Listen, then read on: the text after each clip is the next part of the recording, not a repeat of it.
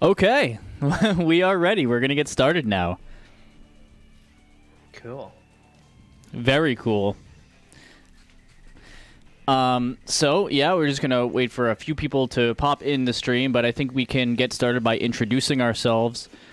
So welcome to the Juicecast, everyone. If you're new here, this is a podcast where we analyze a particular game and go over our own subjective experiences with it, along with going into every detail between gameplay, story, level design, and other such things like that. The game that we typically analyze is the one that I stream for a month and then put some videos out on YouTube about it. And this time we're talking about Shadow the Hedgehog. Our guests are JebTube, ChowMix, and ST. So I'll let them introduce themselves, and then I'll introduce myself, and we'll start with ChowMix. Oh, hi. I'm Chomix. I do Sonic videos on YouTube, and I like drawing. Check out my YouTube channel. You should. And now... Oh. Oh.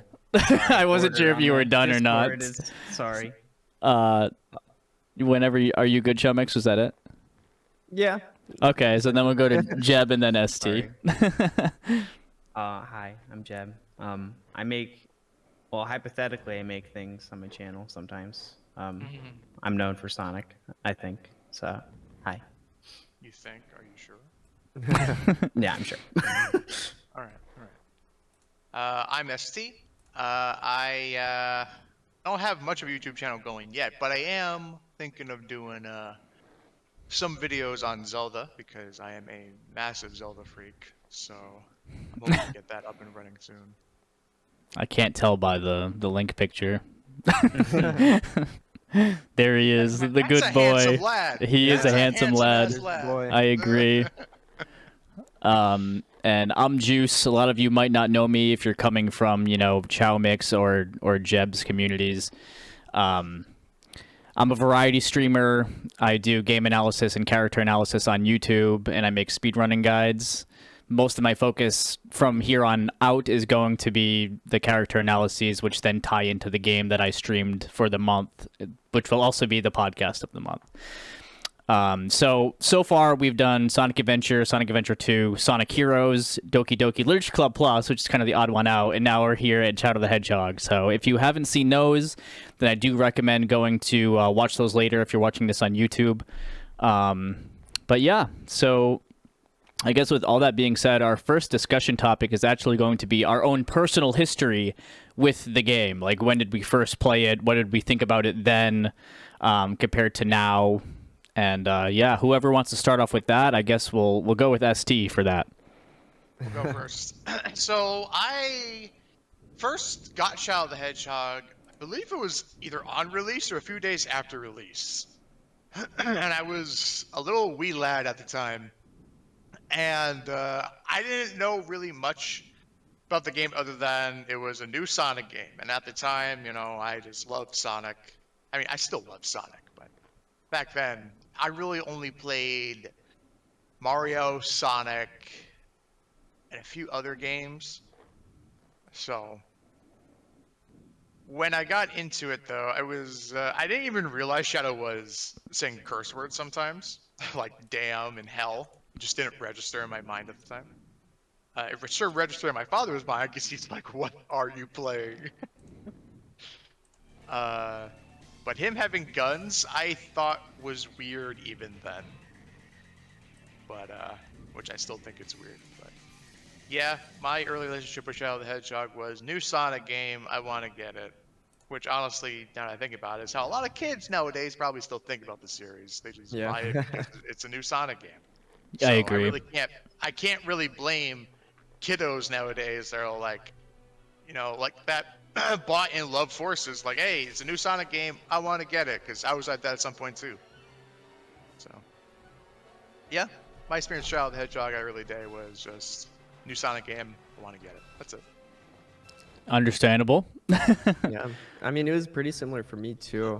From what I can remember, Shadow was like the first game that I had paid attention to pre-release, where I would like watch the trailers and like go on the official website for like updates and stuff, and then like it finally got a release date, and you were able to pre-order it, and it was the first game I had ever pre-ordered. Oh wow. So Oh, I had to I'm like I think sorry. I was about 10 years old at the time, so I had to convince my mom to pre-order it from like GameStop or something.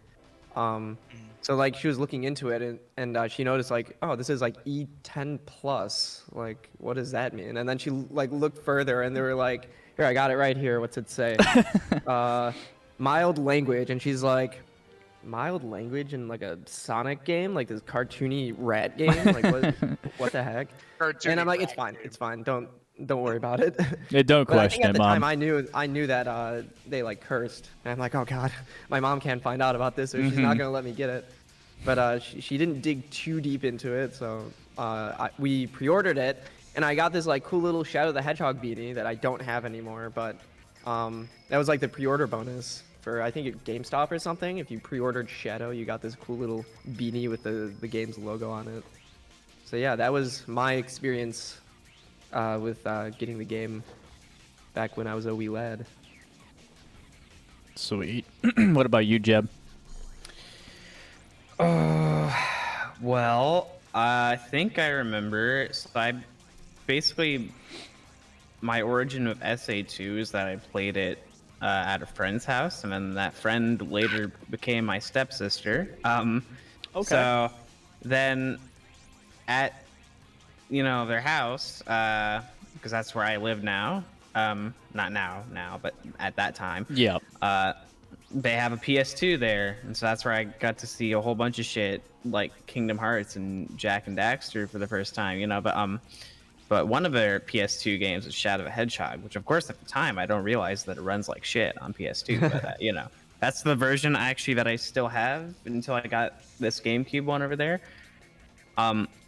So I played that on PS2 after loving SA2 and Heroes with Shadow in it. And it's very different, very, very much darker and stuff, but like I guess I play like the neutral pathway. And it's cool. The music's good. And it's black, and then that leads me down a bad road, but that's basically but like honestly, there's probably kind of a reason I never really dug much deeper than I played the neutral pathway, and then like but like Heroes and SA2, I would just like play all the fucking time and try to get everything in it, and Shadow's like, it's kind of a mystery game to me for a while, honestly, because I didn't really know what was going on when I really think about it. I just knew that they cursed, and that maybe my mom didn't like that. I don't know. Yeah. Okay. That's interesting. I wish I had that Shadow beanie, by the way. I actually had one from Walmart like 6 years ago. It just had Shadow's head on it. It was kind of funny. Oh. But as far as my own personal history with it, I played Sonic Adventure, Sonic Adventure 2, and Sonic Heroes, and a bunch of classic games before Shadow came out, and I did not pre-order the game. I don't know if I knew it existed. Well, no, I think I knew it existed because of the internet, and there was like this Flash Shadow the Hedgehog game, which was like a side-scrolling Oh, I think I remember platformer. that. Yeah, I'm pretty sure it was Yeah. official. That was And- official. And that's where I saw it. And I was a huge Shadow fan. I had played Sonic Adventure 2 and Heroes and stuff, and then eventually my mom got me Shadow the Hedgehog for the PlayStation 2. That was my platform for it as well. Obviously didn't really know that it ran like shit. I played almost everything on my PS2 back then. It's right back there. You might not be able to see it actually with my chair, but back then I went through every single path, completed it, got every single weapon. Not all 300 paths, no, but like, I put a decent chunk of time into the game. But even back then, I had mixed thoughts about it because of the fact, like, the story was kind of all over the place, and there were never any moments that really stuck out to me. There were some memorable cutscenes and stuff like that, but most of it like didn't really. Obviously we'll get into it when we talk about the story and how the pathways are a mixed bag because a lot of them don't really line up with each other. But even back then as a kid, I had noticed that, and I was like, that's strange.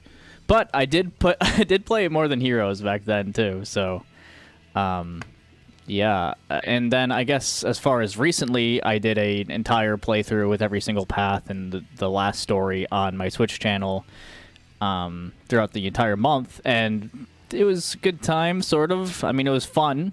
I had chat like choose which path I take, and they had me going to Lost Impact twice, and they took a half an hour each. And actually, in the second one, I had 29 out of 30 artificial chaos, and I accidentally restarted the game because there's no prompt to ask you, are you sure, when you hit restart as well in this game, just like Heroes. Oh no. So I just did I did a different path that I because I wasn't gonna go through that again. I think that happened to me once too. Yeah, it's Accidentally pressing restart. yeah. Because like if your controller drifts when you pause and you Yeah. accidentally hit restart and you mean to press resume, it just restarts the entire thing. Yeah, there's no prompt to ask, are you sure?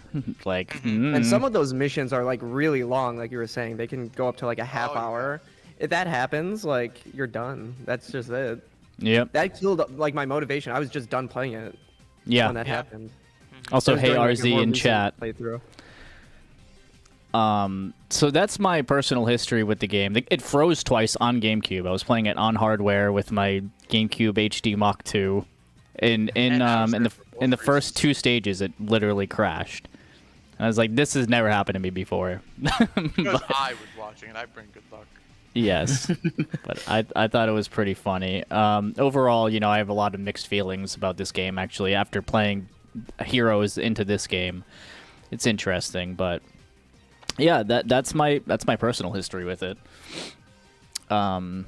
Next discussion topic is going to be the development of the game, and this one is actually one that I'm not too knowledgeable on, unlike the other ones where I had some, and I was curious as like if you guys know much about the development history with this game, or if anyone has anything to add there.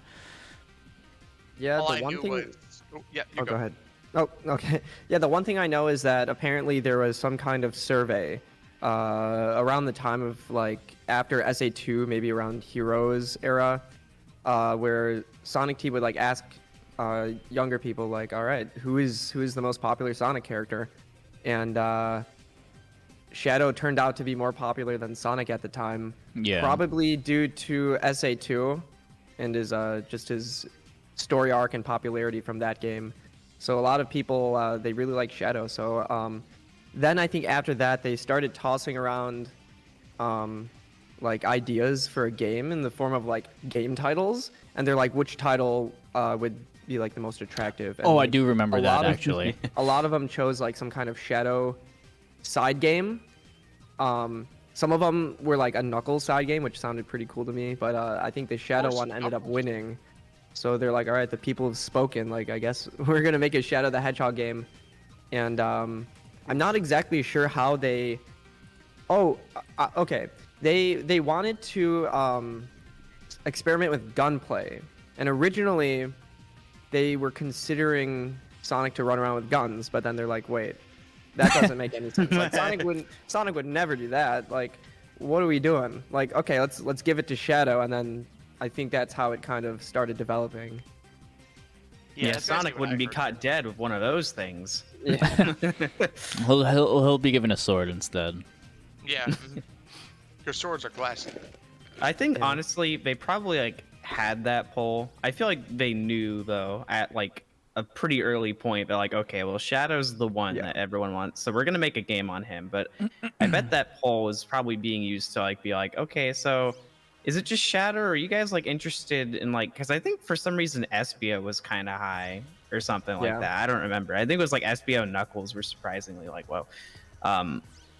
But it's like, and I think there was a Knuckles, like as you said. We should have had But it. it's kind of a That would've been shame that none of those happened after this game because Right. like Oh, gee, I wonder.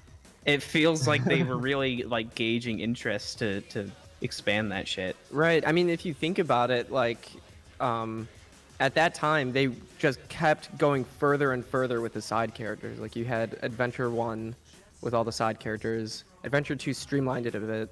But then they go on to Heroes, and then it's like you got all of these characters, all these side characters.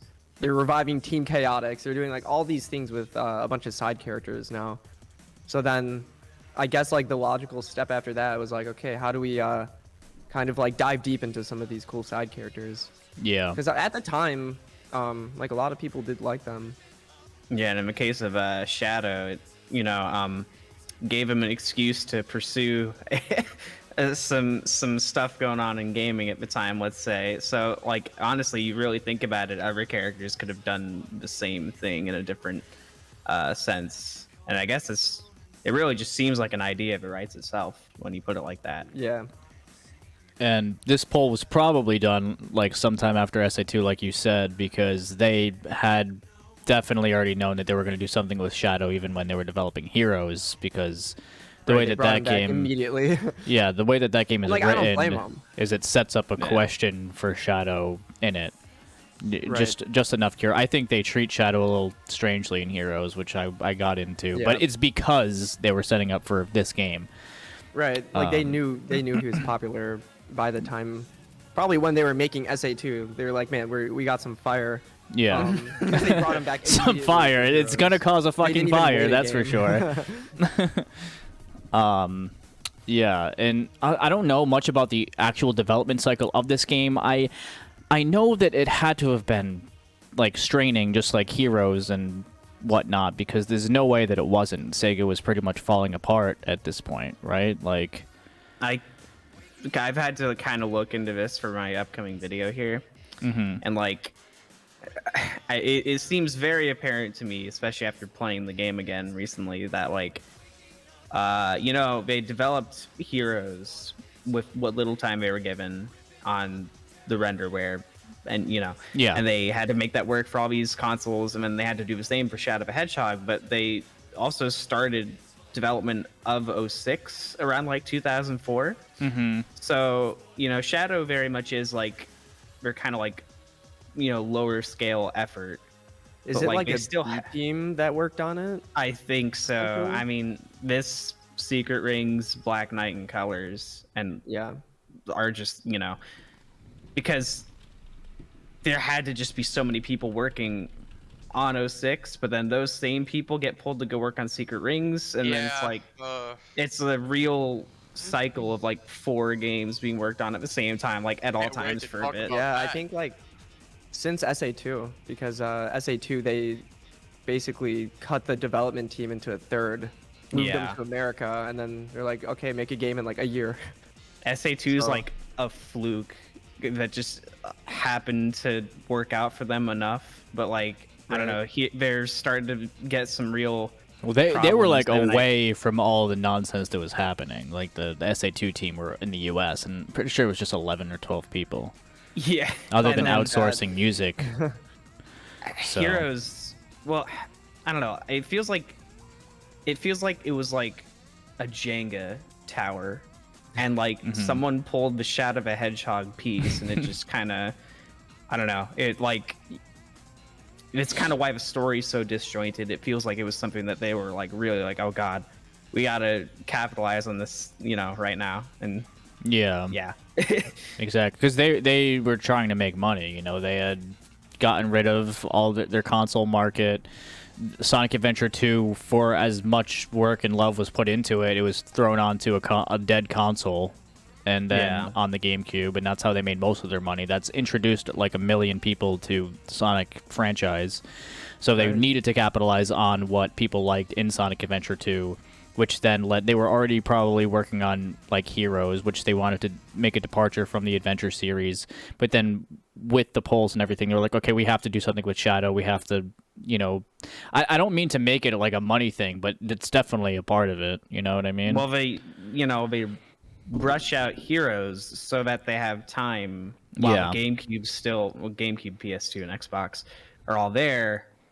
They want to get as much as they can on that console, and that's kind of, probably why both of these games ended up the way they did. Yeah, at least like they had the base engine of Heroes to work on, like to work off of for Shadow the Hedgehog.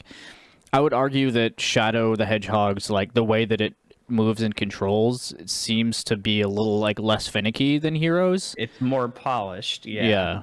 So I think they took what worked in Heroes for that, polished it up a little bit, and then they tried to add like too much stuff, which I'm sure we'll get into. But I'm pretty sure Yuji Naka produced this game too, so that's something. Think it was I think his so. last. He was one of them. This is technically like his last game that he saw to completion. Yeah, because he left in He left during 06. development. Yeah. So there's something. Did he leave before or after Riders hit? Is he part of that? That I don't know. That's a good question. I'm not sure. Riders was 05 or no, that was 06. 06, yeah, earlier. That came out in the same year, but earlier than That I know 06. Yeah, I don't know if he really don't had know. much to do with it, to be honest. I'm not sure how involved he was in the spin-offs in general. Yeah, that's the question, isn't But it? Like, even especially the in the advanced same series year was that he the- was working on 06 and left because it was too strained, there's no way that he'd put any sort of like significant work into writers. At least I would not assume so. I don't know for sure, but logic tells me. Okay, so, but I haven't heard any like crazy stories about. Why did my Spotify pause again? God damn. But yeah, I haven't heard any crazy stories about like people working on the game and like not eating and losing 40 pounds like what happened in Heroes. So that's cool. Actually, we're not there yet. I don't know what you're even planning to do when you get here, but I actually learned just 2 or 3 days ago that I've never even heard this, but apparently people were like literally getting sick and like almost dying for Unleashed, which I did not know. It'll be a while before we hit Unleashed, but that'll be good info. If that's the case for that game, I don't think things were going very well for this one at all. I can't assume so. Yeah, maybe we just haven't heard any developer stories like we did for Heroes. Well, maybe there's a reason we haven't heard any stories. Maybe they they're silenced. Stock Shadow the Hedgehog gun sound either effect. they're silenced forcibly, or they couldn't make it to the end. Yeah. It's so bad to be a joke about. I'm sorry. God damn. I wish I could find the shadow gun sound effect so I could use it right now, but unfortunately I could not get it. That crisp stock sound effect. So, okay. So with development taken care of and out of the way, since we don't know all the details of this, like for me, I think like a lot of the development of this game is kind of a mystery. I know they've shown some concept art like recently, which is pretty cool. Yeah. But other than that, there's not much that I know. I'm not as knowledgeable in this one as I am in something like SA2 or SA1. I guess we can get into like reception of the game. It doesn't have to be tied to like a time period, but I think generally throughout this game has been received pretty poorly. I think it's fair to say that. Like, Yeah. a lot of people say that this is unchanging Sonic games, I think, in terms of like public opinion. Yeah. Because you have a lot of games where like the general public opinion shifts over the years, like SA2 or Unleashed, where they kind of like 180. But this game has always been kind of poorly received. I think even 06 is doing better in some spots. Oh yeah, definitely. Yeah. There's a lot of 06 appreciation these days. Yeah. Whether that's thanks to P06 or not is Right. I'm not sure, but We'll get into that next month. But real quick, SD, could you bring your microphone closer to your mouth? absolutely. Thank you. I think Go on. the reception of this game just kind of proves, there's a lot of people who are like, well, inevitably, Forces will be heralded as like a masterpiece, but I'm like, well, I don't think Shadow really. Yeah, I mean, it's there not are inevitable. people out there, but like, you can't blanket quality like that because it just is kind of a matter of fact that Shadow is generally regarded as like this real shark jumping game. It's kind of like, I mean, there are plenty of people who like it, but it's still. There's a reason why 06 is the one that's getting like all of the like, whoa, we better pay attention to this recently. And it's I don't know, it's kind of different because like with Shadow, it's always had like a really bad stigma to it, but you feel, I mean, I wasn't there, not really at the time, but like at the time you could be like, okay, well, this is the Shadow game, so it's salvageable, you know. But I feel like the reputation of this game's probably gotten worse over time after its subsequent releases, which is pretty, it's not usually how it goes, but for some reason people like to think that like inevitably a bad Sonic game will like be viewed positively in the future, which is just not the case. Even 06, a lot of the people that praise it will still admit that like overall it's kind of a bad game. There's just certain aspects to it that have kind of aged pretty well, despite everything. But like Shadow the Hedgehog, there's not too many qualities in it that people are like, man, they should really bring this back. We'll probably get into it as we continue talking about gameplay.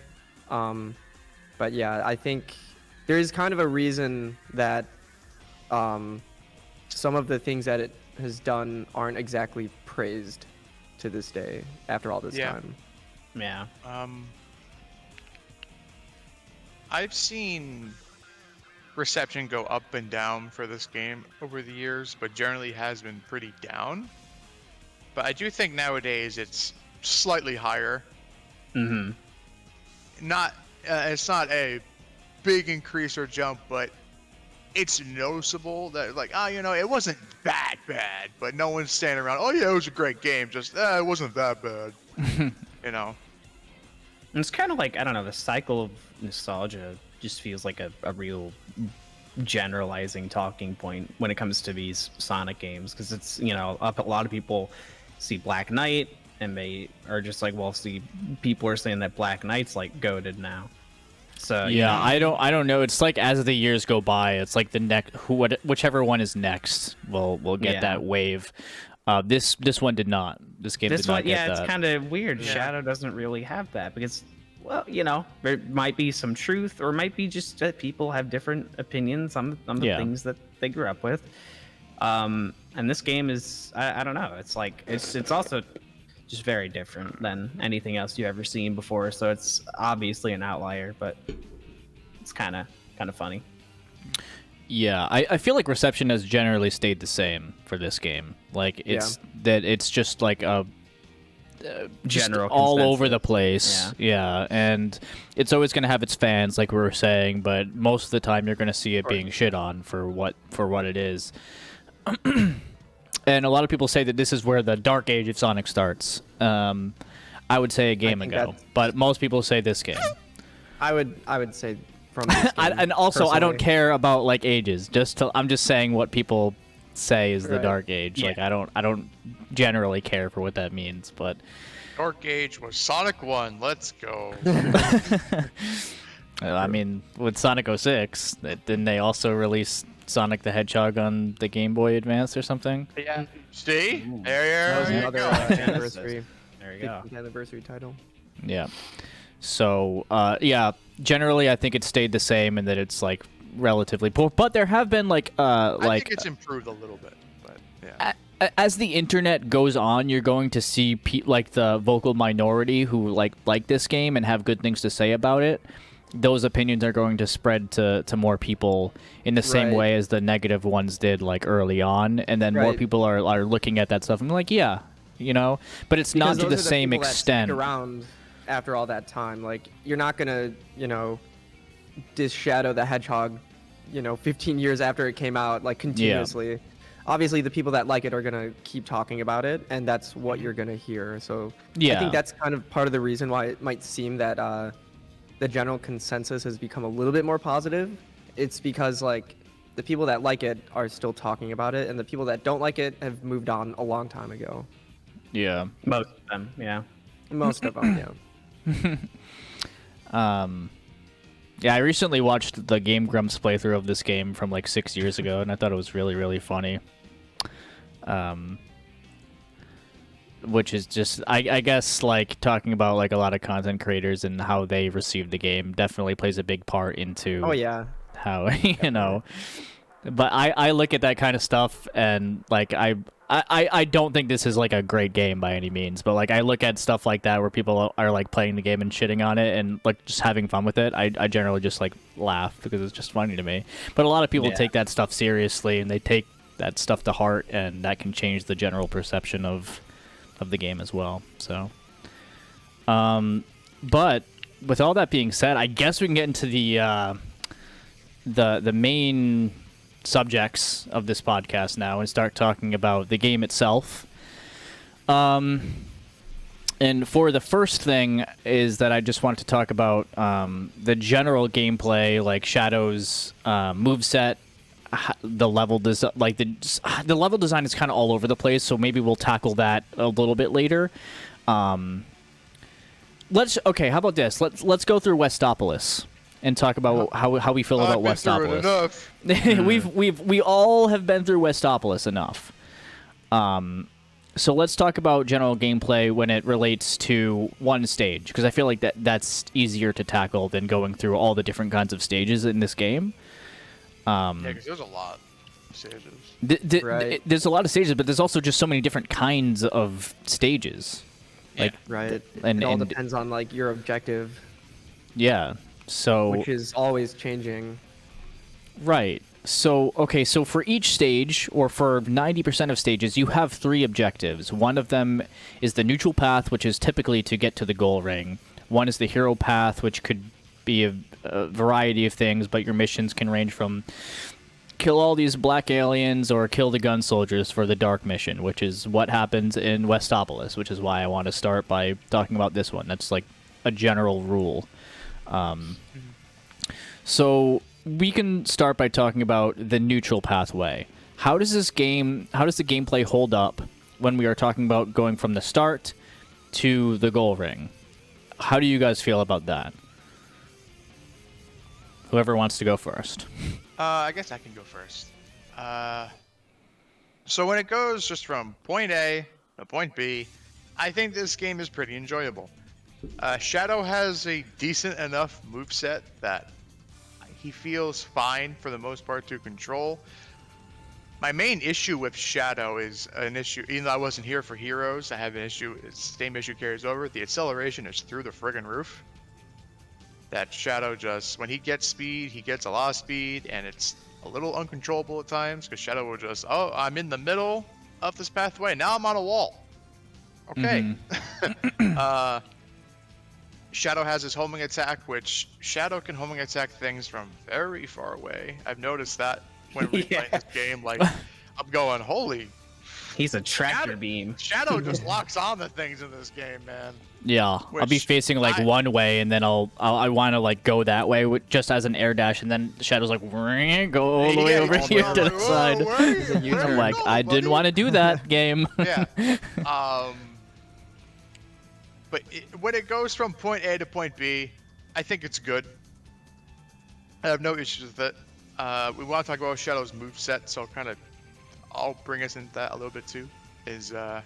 So Shadow's melee attacks are mostly just, dear God, why are they here?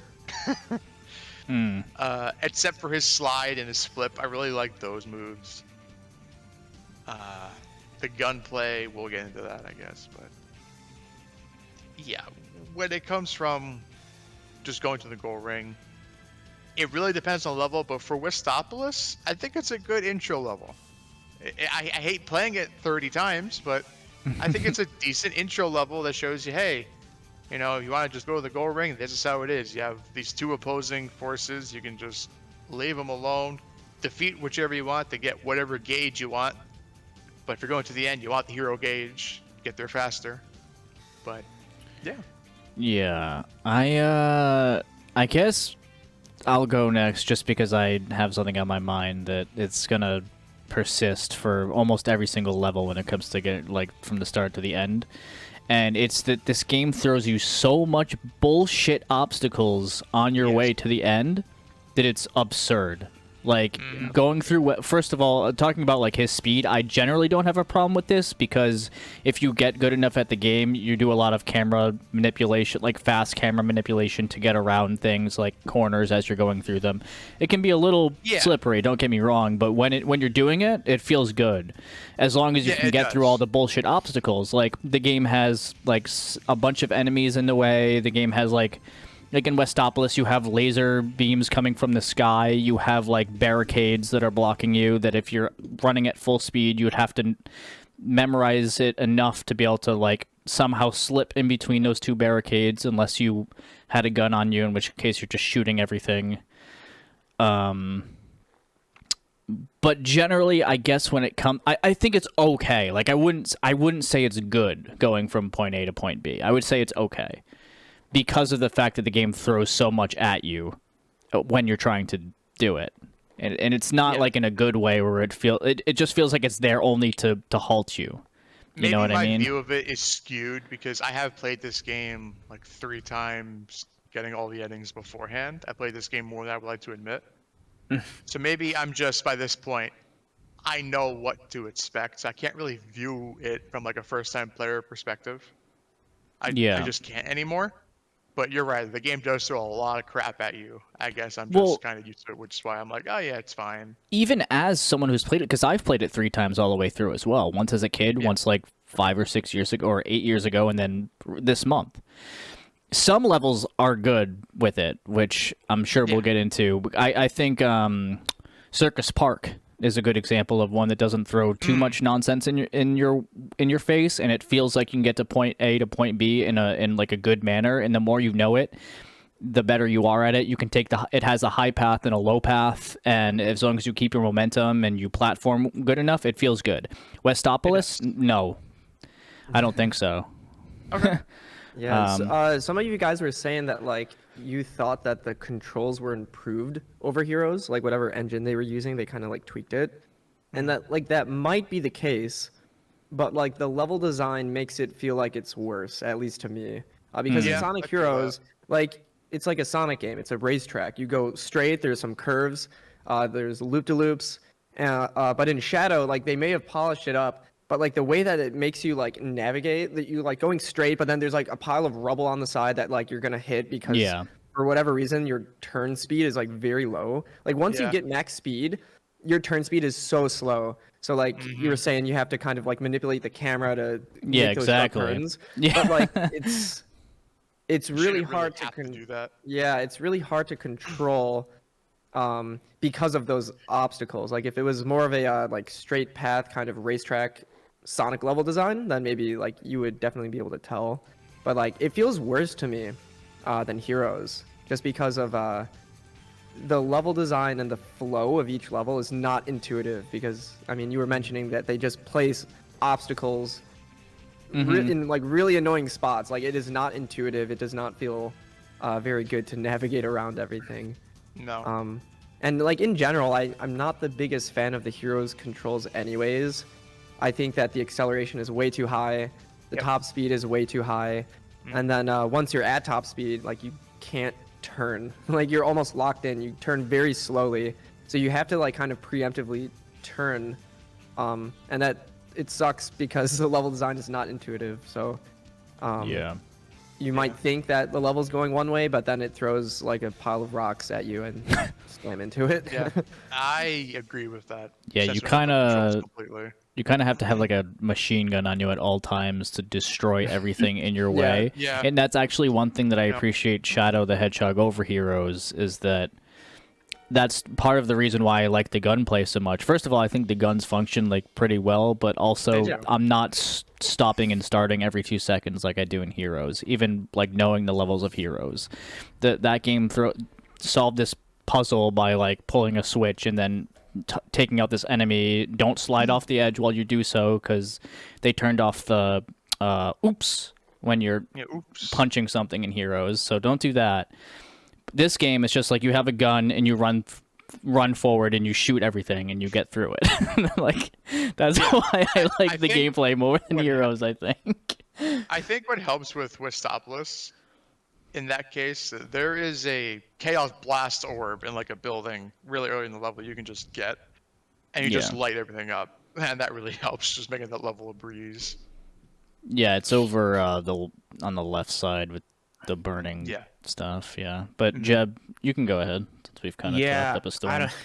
don't. I'm kind of close to where Chalmix is at. Where like, I mean, I don't really feel like this game control like it's more polished than Heroes, but I don't actually think it controls better because okay.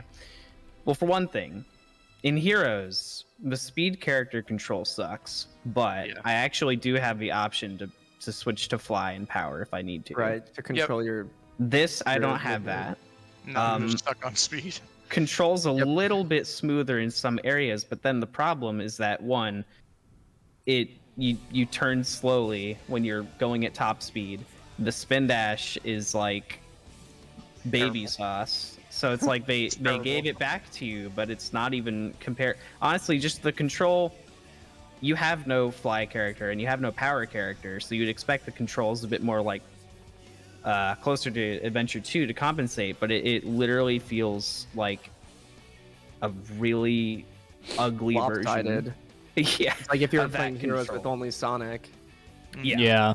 And then on top of that, because of this, the levels are generally designed as basically, I don't want to say this because this is something that people throw at SA2, but I think the levels are usually designed as like hallways because you're meant to inch around and shoot enemies. Yeah. So, you know, on a level to level, if you're just going from, if you're doing a neutral pathway and you're just going to the goal rings, it's like, I don't call it good. I just think it's really mindless because the levels are paced in such a way to where if it's not a maze, if it's not like a level where you have to actually do a mission, Yeah. it's typically just go forward and shoot things. Yeah. Yeah. And you don't even really want to go super fast because, well, oh, there's some rubble here in Westopolis, and you hit it, and Shadow will, like, Yeah. it's kind of odd to explain it, but it's like he's still kind of slippery. Yeah. he is. And then not only that, but then they give you chaos control, which it's so odd. You just skip the The level. hero gauge makes you skip the level, which is not something you actually want to be doing if you're on a hero Right. mission anyway. Yeah. Nope. So Only in like You a know- couple levels is that yeah, any good. only One like of them a- being the very last one. Yeah, so it's like, I don't know. A lot of the levels seem like they're designed around this just idea that you dash like a maniac with a gun, and then eventually you build up your chaos control gauge and just full force bucket mode to the end. Yeah. And it's I don't know, like if you're going on like the neutral pathway, you'll go to Prison Island and you ride on the little swirly things over the Yeah, the little toxic soft skirt. waste. That's kind of cute. And you go to Lava Shelter and there's some platforming there and there's some grind railage, but I don't know, it's just on, I don't know, Westopolis is like cool as like this is how the game works, I guess. But Oh, I it's love cool I love setting. having to take out the black alien to get the chaos emeralds like every single time. Every It tells me. time. Yeah, Yeah. dude. But I mean, it's- you can't say the level doesn't prepare you to what to expect. Oh no, Yeah. it's a great introductory level. It's great. But yeah, So, you can't say it doesn't do that. and like Heroes, I guess, just have you stop and start more, like compared to Yeah. this where you just but Yeah. like I don't know, I'm also more engaged in Heroes and thinking about what I'm doing and my formations and stuff, whereas I don't know, like I like the gunplay in this game enough, but it's like Oh yeah, I love auto aim. it's literally, there's two sides. It's either mindless or fuck me, I'm in a maze and I don't know what to do. Yeah. And there's another thing about Shadow that just feels stiff for me in this game. I don't know if you guys get this, but I hate platforming in this game. Yeah. Shadow just feels like So it doesn't feel like SA1 at all, for example. Like in SA1, platforming feels nice, but here it just feels very uncomfortable. It's like somehow. both weighted and slippery at the same Right. time. I think Yeah. the issue is that so you're really fast on the ground, but when you jump, you like lose all of your speed. So like maybe you're running on the ground and there's a platform ahead, so you jump over to it. Like you're going really fast, so you're like trying to Compensate for the momentum. compensate for that. But then you lose all of your speed. So like, okay, what option do I have next? I can homing attack to get like a bit of extra distance. But when you do that, like if you hit the ground after a homing attack, like you slide. So then like you get to the platform, but then you like almost slide off, and it just like really throws you off because it's like It's hard. like you're really fast 1 second, then you slow down, and then you do like a homing attack, and then you speed up again. So it's just super like on and off, like up and down. It's really hard to control. Yeah. Cosmic will. Wall really sucks for that reason. Oh, Cosmic Sometimes Wall. Shadow's, Honestly, I played iffy. Cosmic Wall. I played it twice, and when I'm just like spin dash jumping and trying to skip as much as possible, it becomes fun. And that's kind of what I Yeah. have to say about the platforming in this game in general.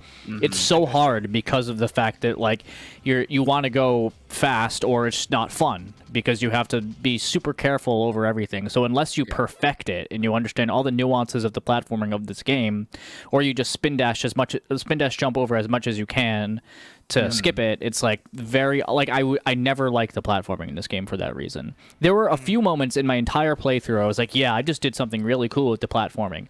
It's a platformer. Yeah. Yeah. Like now I should feel that way a little bit more than twice. I don't know. Yeah. She, Yeah. But in general, is this Mario still the king of platforming? and I guess in general, as far as I don't think we got too much into this yet, but we'll talk about Shadow's moveset now, because we were talking about the jabs and stuff like that. I want to talk Yeah, about I'll the spin continue with dash, that, yeah. because the spin Alright. dash in this game is horrible. It's terrible. Yeah. It Yeah. sucks. So when you like typically you would use it to like get up hills and stuff like that, or to like keep your momentum when you're going downhill, but there's never ever ever a reason to do that because of the fact that you have to stop before you can even use the spin dash, and it's replaced by the slide, which then has to go into the flip or then eventually slow you down and then you go back into the run. It kills your momentum so much. The only time I'm ever spin dashing is when I go for a spin dash jump, like to skip a platforming section. That's Right. it.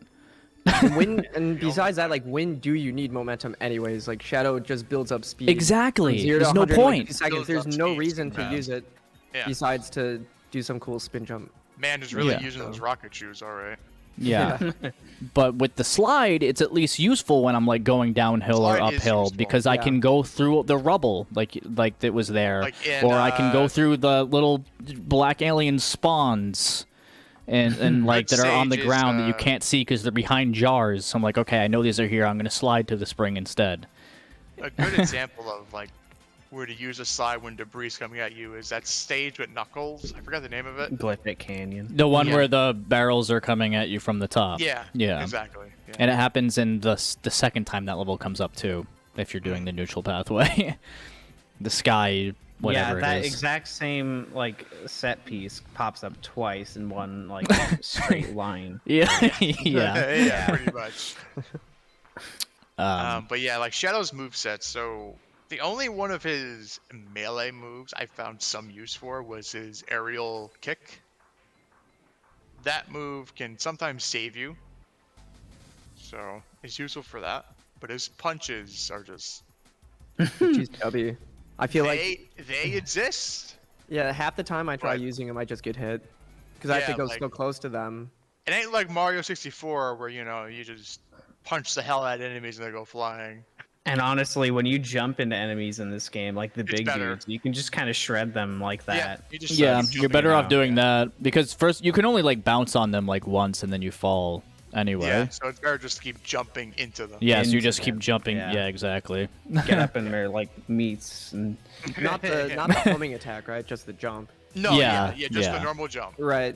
Yeah. Like, I found typically- that too. Like in the level, Like, the normal jump the is really good in this cyber game. world level. I forget what the name is. It stops you with those like those square arcade things. Digital Yeah. circuit or something. Yeah, something like that. And there's like several times in the level where like this wall of like those blocks, those Yeah, little they pop Tetris in. blocks come up, and the best way to just rip through them is to just It's jump. Yeah, I just keep jumping 'Cause and holding you'll hit 'em forward. a bunch of times in one jump.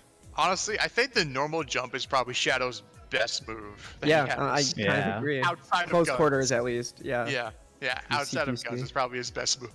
Well, it's Especially also, if you like, have a chaos gauge filled and you're just invincible, too. Yeah. yeah, and you just, yeah. I I think, think alright. yeah, the chaos gauge, it's so lopsided because if you're trying to do the neutral path, like the blue one is good because you can just skip the level. The chaos blast kind of sucks.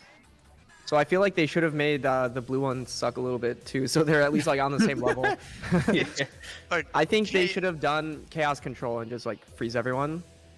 Yeah, like doing um, boss fights. like the boss yeah. fights, yeah. Yeah, that should have just been how it is because then you can like maneuver around things. Like if there's debris flying at you, you just freeze it and have an easier Like, time, or just not chaos- have people attack you.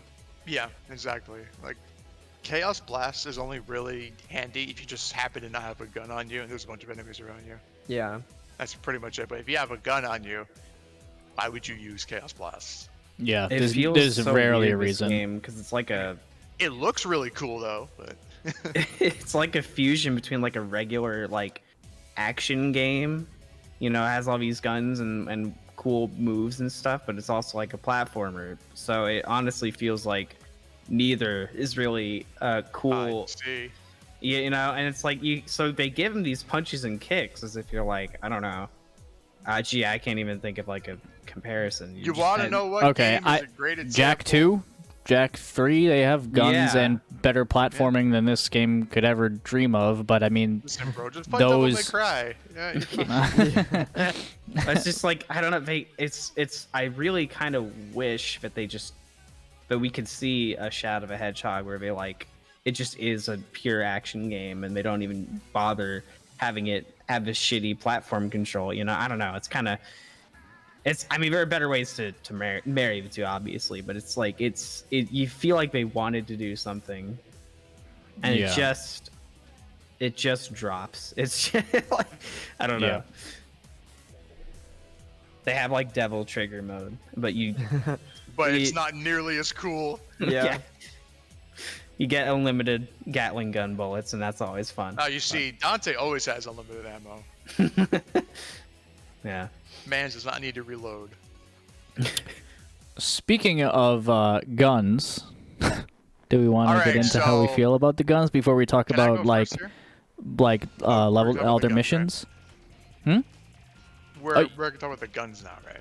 We can talk about guns before we go into like the other missions and stuff like that, because I Yeah. kind of feel like it goes into what we're even talking about right now. So I guess I can start us off again with this part. So I said earlier the guns I like the guns functionally, but I hate them conceptually. I Mhm. think it's well, okay, let me sing the praises first. So the guns, they work. They work really well. Some may even say a little too well, but I don't care. There are definitely tiers of guns. Like you get a handgun, you're like, oh yeah, great. A knife. Knife! But you know, once you get an assault rifle, you just kind of shred through everything that stands in your way. It doesn't matter. So the auto aim is surprisingly good. Yeah. Even when Shadow's at full speed, it's surprisingly accurate. And yeah, when you just have the chaos gauges up, there's nothing stops you. Absolutely nothing stops you unless it's a pit. Right. But conceptually, I think, why, dear God, does Shadow need a gun when he can literally shoot chaos spears? And he does that in the final boss fight anyway? With his But- boy hand, he's like, Yeah, with his boy hand, yeah. But oh, apparently he needs to be super now. Oh, okay. Well, SA2 says otherwise, buddy. And Oh, then, we'll get into yes, that. Oh, we'll get Psycho into Stick that. What's up? We'll get into SA2 stuff a little bit, but Yeah, but so I always, even when I was a kid, I thought, I'm like, can't Shadow just fire like fireballs from his hand? Why can't he just do that instead? It would make more sense for the character to just do that. But the guns work, and they work really well. So yeah, that's my take on the guns. I think it's also just kind of shitty because guns are in Sonic Adventure and Adventure 2. If you really want to get technical, Eggman probably makes an egg robo with a laser gun because it has to be based on something. Oh, yeah.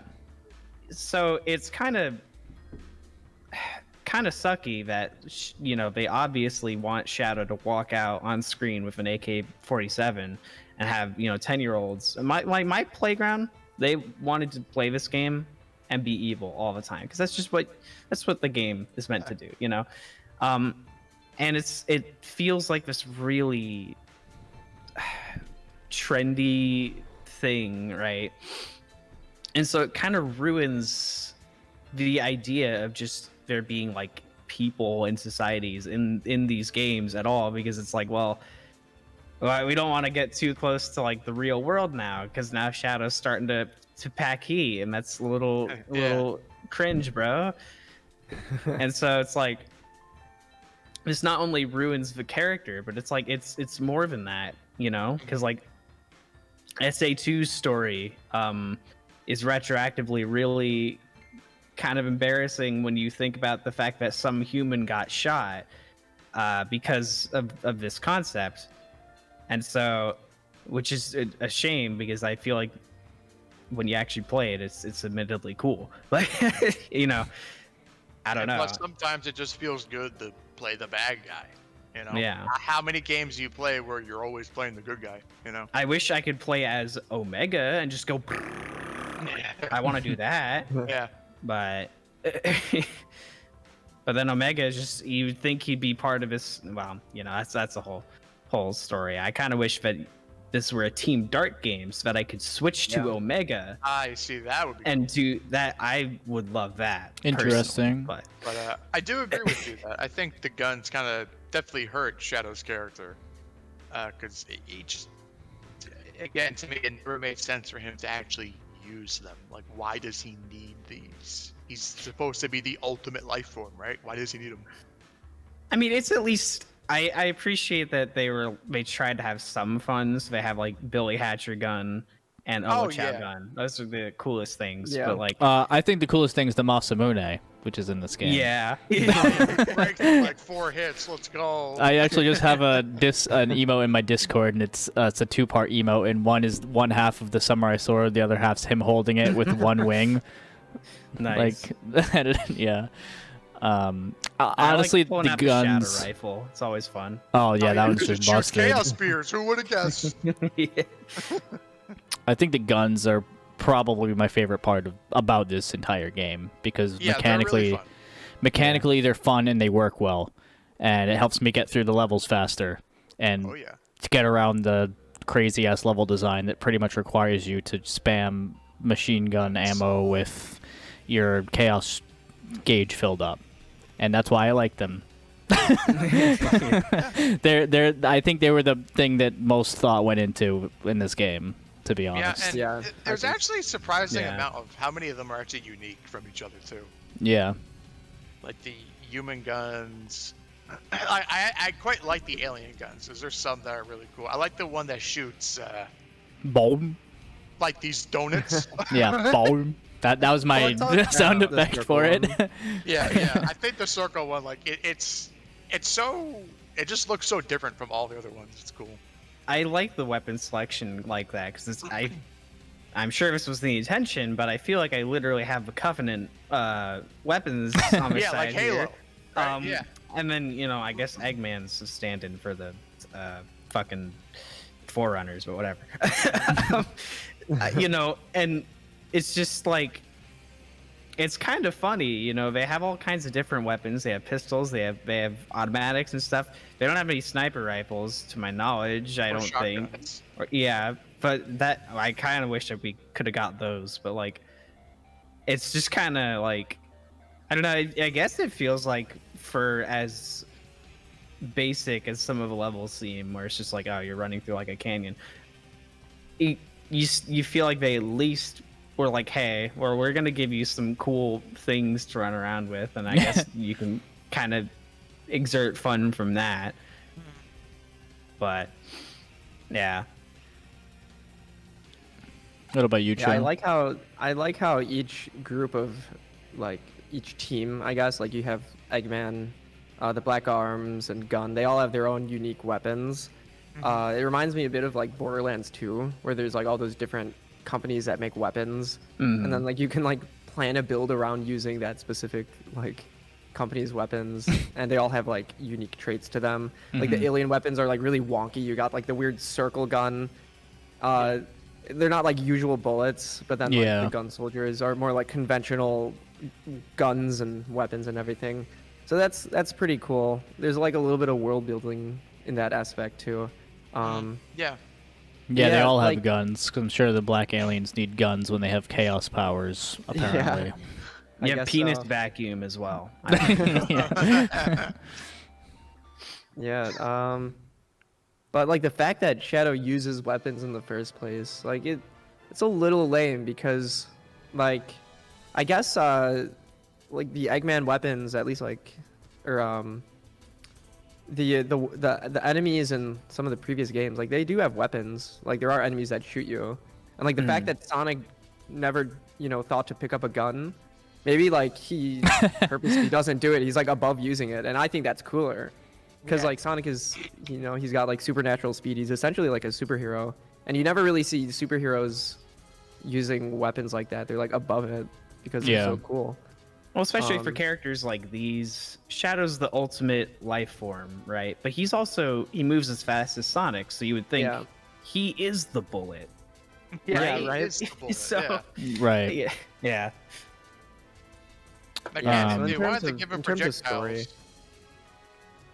yeah, Like it's like in the cutscenes, he never like really has them. He's always using his melee attacks or teleporting behind people when they try to shoot him. But when the gameplay comes around, you're always the one with the guns. So right, and it's so much cooler that he has those powers. yeah, imagine. Again, Plus separates him from the androids, really. Yeah. They Yeah, wanted to give him projectiles, so they just give him the one that he has in his moveset since that's A2. Yeah. They could have done more with Shadow's gameplay in general. Instead of giving him the guns, they could have given him all of his chaos powers. They could have let him teleport. They could have let him. I would have. Yeah, I'd rather have a game where it's just focused around like teleportation and like the cool air combos. Like we'll probably when we talk about Sonic 06, About to we'll say, bring up P06 Yeah. and like the cool moveset they gave Shadow. Like an Oh, yeah. entire game based on Sick a combat moveset. system like that would have been so cool.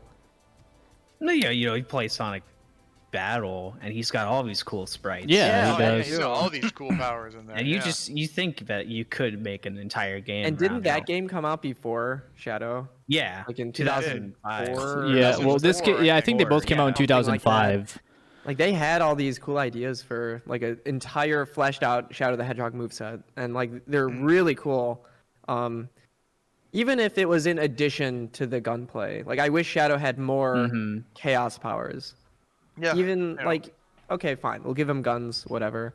But like he should have been able to The more options, the better. Basically, is what more you're saying. options, yeah. Yeah. I thought rings should have been used to fill up like a yellow meter that would have been used for his ammo for chaos spears or something. That would be cool. That'd be a good That'd be idea. neat. You know, that's where I thought. They Since should chaos give him, like, a energy little is meter. is like taken from rings, at least when you turn into a super form and stuff like that. You assume it's the Yeah, same kind of exactly. energy. Would be kind of neat. Yeah. Would give him like a ammo meter for chaos spears. Would have been fine. Real quick before we go on to like the other missions and the level design that has to do with those, top 3 favorite guns.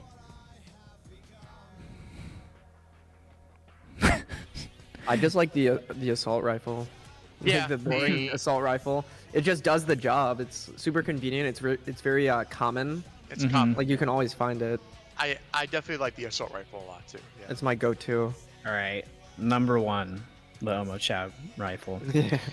Number 2. Oh yeah, wait, hang on, you're super weapon scout. Yeah, do those count? Can we put those? Yeah, you can use those. Okay. Number 1, Omo Chow. Number 2, the Gatling gun. Yes. The ones you get in fucking Yeah. Gun Fortress. Yeah. Amazing. Yes. Number 3, I'm just gonna say penis vacuum just because it's fun. Mine would also be the Gatling gun. I love the Shadow rifle, and I also like. I don't remember the name of it, but it's like this alien gun you would find on like the later hero stages, where it shoots like this red laser. Is it the that red? bounces It's the off orange walls. one. Like elite Yeah. rifle. Yeah. Yeah, The I one like that from a lot, the ones 'cause who I like teleport. How it bounces off walls and stuff. That's really Yeah. cool. I really like that alien circle weapon because Yes. you can. It's like slow, The so you can donut almost gun. like juggle enemies with it. Like you kind of space Yeah. your shots out a little bit, and you can kind of like stun lock them. Mm-hmm. That one's pretty good. I like the Omochao gun, and then just like the plain assault rifle. Yeah, that one's probably the most useful because it's in like all the gun beetles Reliable. and shit. It's in a lot of stages. Yeah. I think mine Gatling gun is number 1 because it just decimates everything, whatever level you find them in, which is Also, usually it just. looks ridiculous. It's hilarious. One-handed. Just the fact that Shadow is like so small and he's having these guns that are 3 times his size. Right. Or like 8 times his size with a Yeah. Gatling gun. The Gatling. So Gatling Him gun. using a pistol looks stupid, but him using if he's the ultimate life form, that's the kind of weapon I expect him to be pulling Yeah, he out. just has a Yeah. broken off Gatling gun and he's running around and it's like clipping through the ground. I kind of wish that you could hold more than one weapon and like place the other one on Oh your my back. god, Just dual imagine wield Shadow them. running around with like that giant Gatling gun just strapped to his back. That'd be pretty cool. It's just tied to his head. Yeah. Instead Well, of you know, this is having like the left button to shoot or the B button to shoot, you have the triggers to shoot, and you triggers, yeah. like dual wield whatever weapons you're That'd be so Yeah. cool. using. ratchet deadlocks, and like imagine Yeah. if it was like it just went full Halo 2, and you just Oh, like Halo. that'd be so That'd be fucking so cool. I love Actually, Halo. I forgot to mention strafe mode because it's like pretty Oh pointless. yeah, strafe mode. Yeah. yeah. I remember thinking it was cool that it was in the game. I'm like, I wonder like how I'd be able to use this, and then I just forgot about it and never used it. There's like, no never a point, situation ever. where I found it to be super useful. Like I get it's useful in I guess some boss fights, but beyond that, I don't even know if that's true. I mean, maybe if you found it, I found no use for it. I'll say that. Maybe it's good for the egg breaker fight with SBO, possibly. Oh, I don't maybe. know. Yeah, Like- because I think the lock-on feature is good enough as it is. You don't really have to finesse Yeah. with Shadow's direction too much. Like it snaps to the enemy pretty well. So yeah, it does. maybe if the gunplay was a bit more finicky, there would be more use for it. Yeah. Maybe they added it in pretty early on because the gunplay was finicky. They didn't have Possibly, the yeah. radar early on. Yeah, so then it's kind of like a remnant of that. They ended up improving the gunplay, and it just kind of ended up not being a use for it. That's my guess. Yeah. I guess Maybe my the other game favorites. was supposed to be a more traditional shooter action game before. I remember like, this is too far from what people know. We shouldn't do this. Possibly. Yeah, I I think my mean, other the two favorites fact- would be the alien one that he mentioned from the aliens who use chaos control, or what I assume is chaos control. The Yeah, the red laser. beam rifle Yeah. thing, Yeah. It's especially really useful in some levels because they keep spawning from the ships, so it just like refills your hero gauge over and over and over again, and you just have like 200 ammo for it, and it's unlimited now because your hero gauge is completely filled. And Yeah. and actually, the gun soldiers have a weapon that's just like that, even though you can barely tell the difference. It just shoots green lasers instead. Yeah. And then my You know what third I- favorite, even though it's useless, would probably have to be the Masamune because it's just Yeah. it's Any of the I have a swords, giant sword. I hate all of them. Like they're so slow, and you have to completely stop to swing them, and every swing takes Yeah. like 2 seconds to complete the animation. Like And they have all like no suck, ammo. but they look really cool though. Yeah, you just like grab a speed sign or whatever, or in Westopolis and stuff. Yeah, but they have like no ammo too, so they're like borderline useless. It just looks they funny to Use have. them like maybe 5 times, and they Yeah. break. Yeah, Breath of the Wild. I mean, this game was really. Yeah, people Yeah. were saying This that is way ahead of its Frontiers time. is taking inspiration from Breath of the Wild, but it's actually the other way around. Oh, it's from Yeah. Shadow the Hedgehog. I think you guys need to brush up on your history, but Yeah, y'all are on the wrong side of history with this one. Or actually, how about this? Dead Rising. There you go. You got durability system right there. Yeah. Man, developing this game, like, besides the crunch that probably happened, was probably pretty interesting because, like, they were probably really playing around with, like, what they thought they could get away with a Sonic game. I am really curious because, like, it sounds like there were some, like, interesting ideas that they kind of had to scrap, just because it wasn't exactly in line with what a Sonic game should be. But it does seem like this game had a lot of really crazy ideas. Like, I wish the development was a bit more well documented. Yeah. Because I don't know, maybe like there's some chance that some form of scrap gameplay could make some kind of appearance in some future game.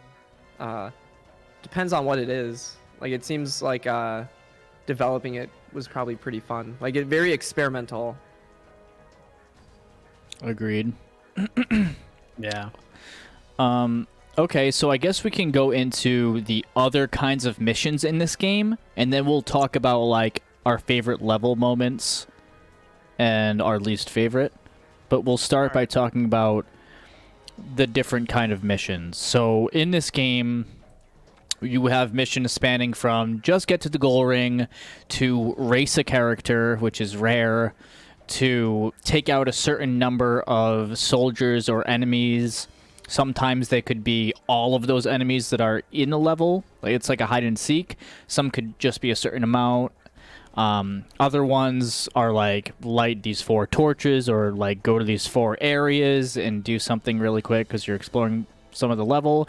And some are like hit all the mines on whatever digital circuit or whatever the heck that technology one is, the one where you're in the database. Mad Matrix. Mad Matrix, yeah, the one with Rouge. Oh no, that one does have it. One has Rouge, one has SBO. I don't remember which is which, but I think Digital Circuit had Rouge. Yeah. yeah. So, and then you have the ones where you're on the bird and you're like, I'm not going to go into every single one, but like there are lots of different types of variety. missions. Yeah, there's plenty of variety, for better or for worse. So, Right. I guess we can start by talking about those and our general thoughts on if they should be there and which kinds are our favorites or the least offensive, break the momentum gameplay the least, which actually feel good to you. So whoever wants to start can go ahead and start. Yeah, I think the best ones, if I want to play this game as much like a Sonic game as possible, I'll usually do the neutral route because it doesn't require you to really go out of your way. You just kind of get from point A to point B, and that can be pretty fun. But like that's only like a very small percentage of this game, because if you want to get the true ending, you need to take the upper and lower routes and everything to get to the different levels. So you're gonna have to inevitably do the hero and dark missions essentially. So the most inoffensive ones are usually the ones where it's like, oh, destroy this like reactor thing on the way. There's like 3 of them, and you kind of go through the level pretty normally until you get to that, and then you have to do some kind of puzzle or just like blow it up. Those are like the least offensive. The most offensive ones though are the ones that are like the hide and seek missions that have you backtracking constantly. Luckily, the checkpoint system in this game is kind of cool, where if you get to a checkpoint, you can fast travel between the different ones. But like, it almost doesn't matter because like if you're missing like a set amount of enemies that you're trying to find, there's no way to tell where they are. Like there's no, like maybe if the checkpoints, if every area was dedicated to a checkpoint and maybe each checkpoint had like a counter for like how many enemies were left, maybe that'd be pretty helpful. Yeah. Or if there was some kind of like emerald radar, like in SA2 or SA1 or something, that would help you detect your goal, I guess. Shadow's douchebag radar.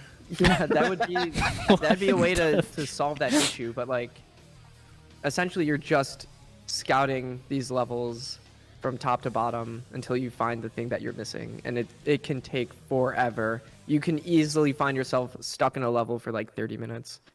So like, Yeah. that's the worst. Like, there should never be a Sonic game where you're just in a level for 30 minutes.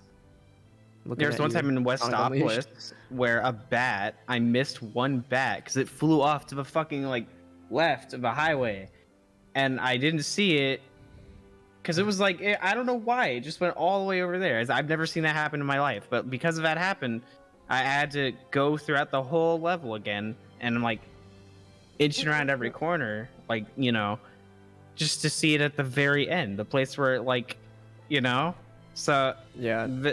That's like missions like I don't know, collect the 5 data discs is like okay. Yeah, that's but, like, fine. Yeah, that's whatever.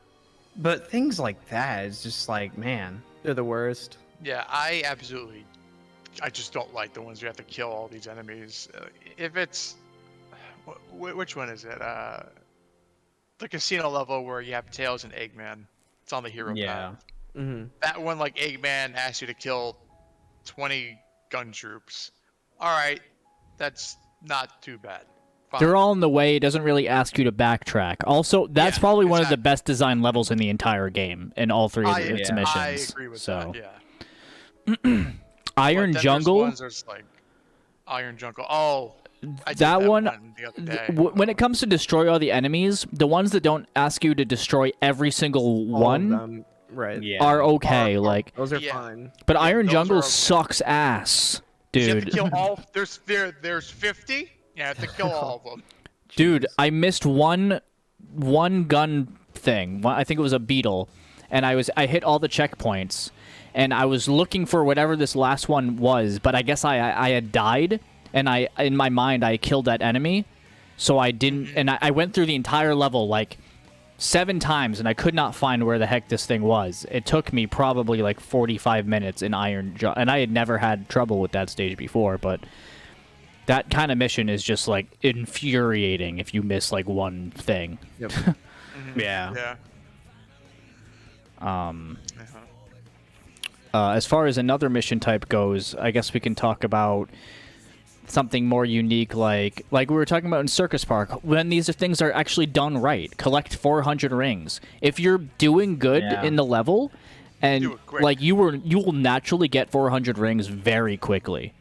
Yeah. Or you'll get to the ring, or the other one where it's just take down the 20 gun soldiers. They're all in the way. There's nothing hiding. It's just you do it, and it's on the way anyway. So it's not really offensive at all. Why couldn't the other ones be anything like that? I don't understand. And I guess like to make getting the endings easier, though, would be more tedious because you're just, I'm doing this level again. Is you can just do the neutral pathway up to a point and then either go evil or hero, and you'll get to that ending At the earliest possible point, yeah. That's what I was doing. How I would do it. Yeah. Sometimes. Like you do like 3 or 4 Towards the neutral end. levels, and then you do 2 hero, and boom, you're at. Right. Well, it's You also know, the just so hero funny pathway. because this game doesn't really have a great ascension of like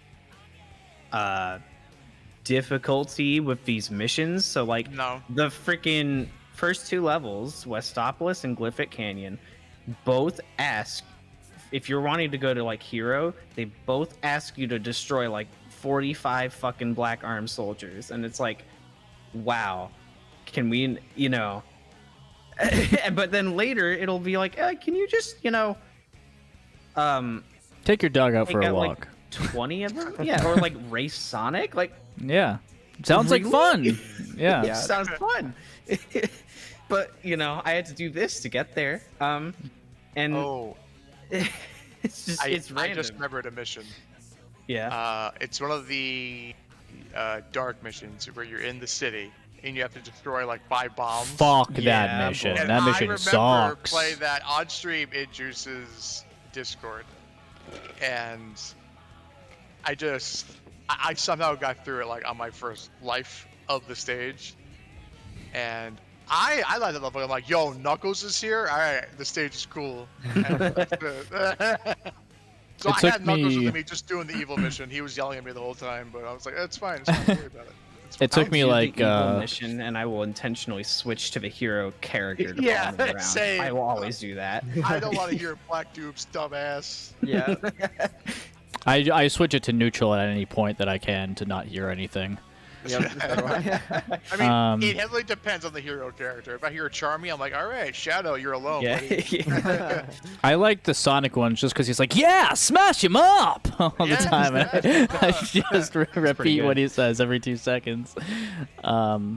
Yeah, that bomb one took me like 4 times of learning the level layout completely because it's kind of confusing. And once I finally figured it out, like I got it really quickly. But if you don't know the level layout, then you don't know where the 5 bombs are. You're almost guaranteed to fail it your first time. I hate that level. That level. And it doesn't even make sense to me because I'm pretty sure the dark mission is like, hey, Shadow, set off these 5 bombs. Also, the city is going to get destroyed anyway because of the bomb we planted. Yeah. So, just, add a little spice to this explosion, please. Thank you. Yeah. Like, I don't know if they're like, yeah, because it blows up anyways. It doesn't really matter. The people have already evacuated, so it's like, what's the point? You're just setting them off faster or something for no reason. I don't really we're here get pulling the point. pranks. We can't have the mom and pop shops standing. Yeah. Can't even risk that. And then even if like you do like you get rid of all the small bombs with Knuckles, doesn't the city like still like canonically blow up or whatever because everyone evacuates and? Oh, does it? I mean, I'm pretty sure. I don't really know because I you don't can never remember. really tell because sometimes you don't get the right cutscenes if you go on certain. Yeah. Well, we'll get into that.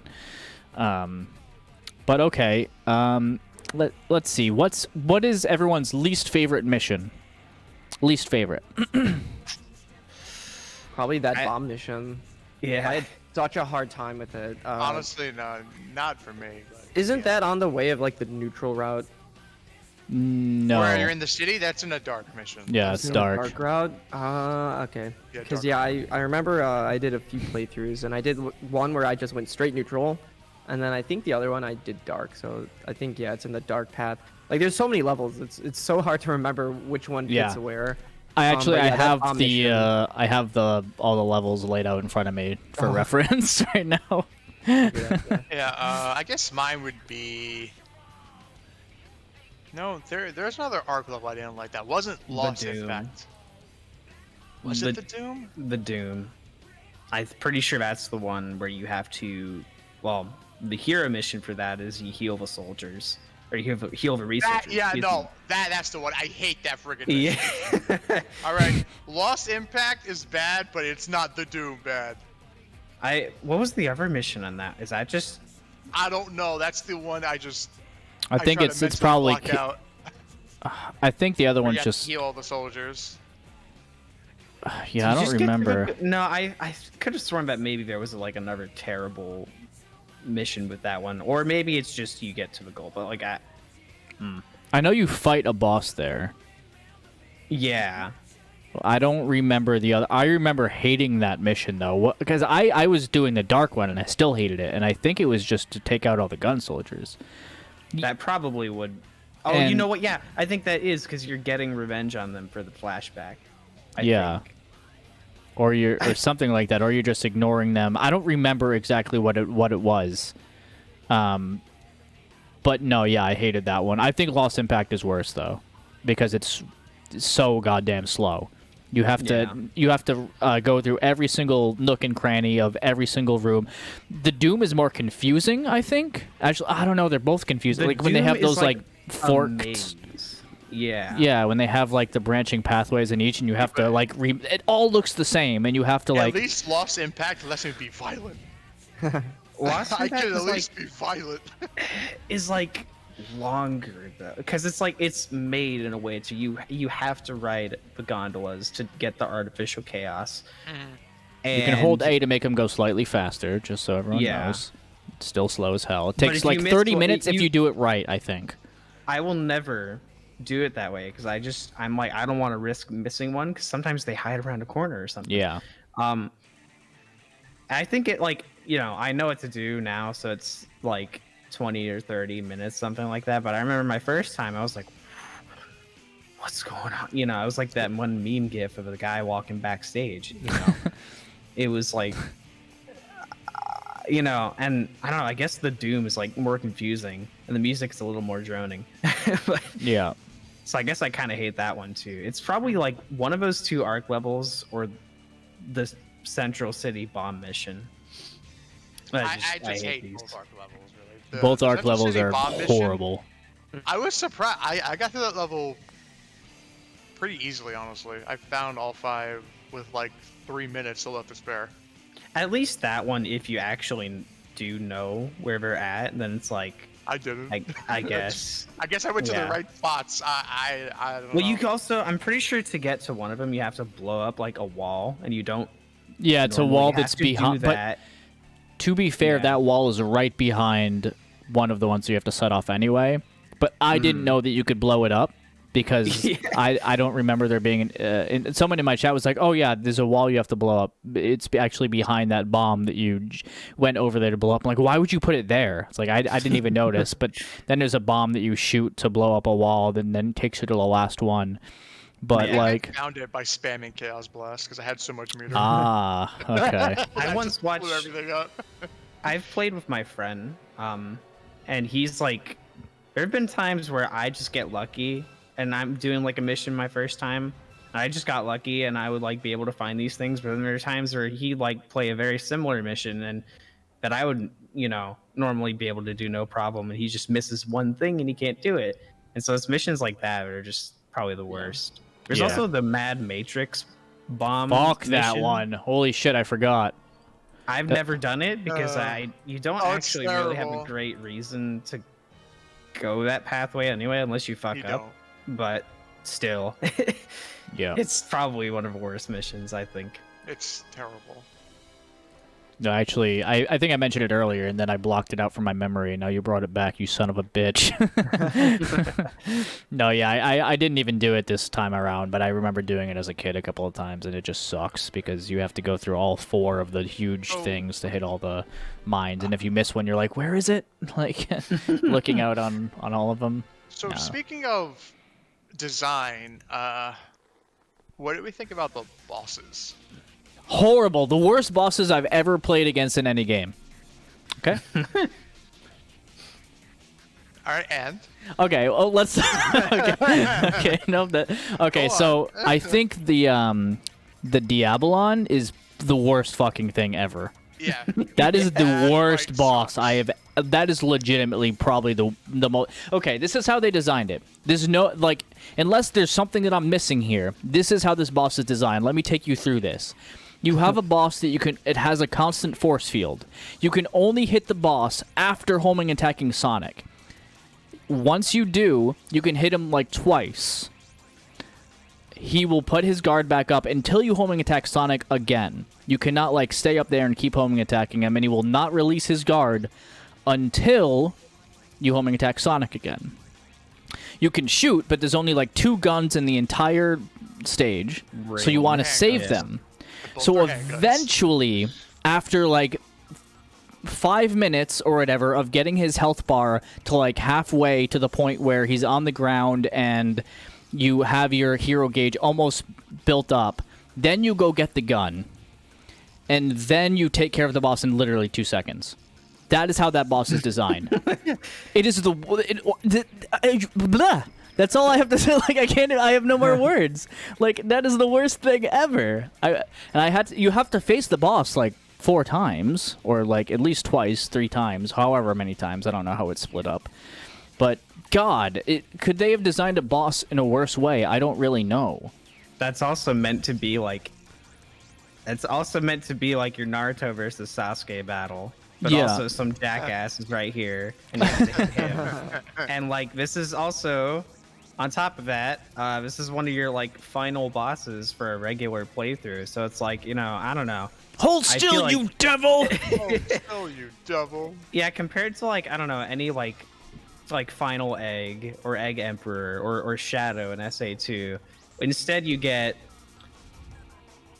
Black Doom, where you just stand on platforms and shoot him, basically, and he does Swift Strike. You get the Hamburglar, as I call him, and then you get, this Diablon, which is like the most tedious fight until it's not, basically. Yeah. It just takes so long to do so little damage. It just feels so unrewarding and annoying because you have to hear the same voice clips, avoid getting it hit in the same way, and then you take care of the boss in like 2 seconds. It's so... And I'm sure there's like a strat, but like any regular player is gonna be like, well, what am I doing? What's happening? And Sonic's like just standing there, like waiting for me to hit him, basically. Or he'll hit you, or sometimes you go to homing attack him and you actually just hit him, even though he's standing there. Because his AI doesn't always jump when you do, so it's like, okay. And then you take the risk of getting hit because he'll shoot his laser beam or he'll swipe at you, which is just like... I'm pretty sure the strat that we're talking about is like the way that it's meant to be destroyed, which is horrible. Like it... And then if you don't know that, or if you're not good at it, like you said, then it's going to take even longer, and it pisses me off playing it, and I've played the game full 3 times. So, I don't know. My favorite Black Doom encounter is when you were Vector. Yeah, of course. Of course. Black Doom... I never found the bosses too difficult, just mildly annoying. Yeah. They're just annoying and time-consuming in some cases. They weren't really memorable. Nope. Like I can't even remember all of them. But let's take them through. Black Bull is like the first one that you'll typically fight, which is a one that asks you to like homing attack up 3 birds, or it'll be. Kind of enjoyed and then you that chaos one. control and just blast them to death. Yeah. I think that's the best boss in the game. So, and that's saying something. Number 2 would be the gun thing that has like the song that's from SA2 when you fight Blue Falcon and the Blue Falcon. You have Eggbreaker, and it has like 3 different forms. One is standing in the middle, and you have to use the turrets usually to take them down, or you shoot up and you have the parachute. That's pointless. Just use the turret. Takes 2 seconds to kill them. Then there's one where you have to run around with Amy. I'm pretty sure it's the one that was in Cryptic Castle. But they're all the same boss. They're just slightly different. The more the merrier, the famous clip. Yeah. Then I'm pretty sure that's it for the middle bosses. I could be wrong. That covers a Black Arms one, a Gun one, and an Eggman one. Then there's the N ones, which is Egg Dealer, Black Doom, and the Hell, Diabolon. Egg Dealer, I think, is okay. Yeah. But that's basically It's like, that fight's okay. That seems like what would be like a first boss in any other game. But I don't remember it being it's the final boss. Yeah. And it's kind of goofy, too. Or like like the slot final machine. boss of one of the routes.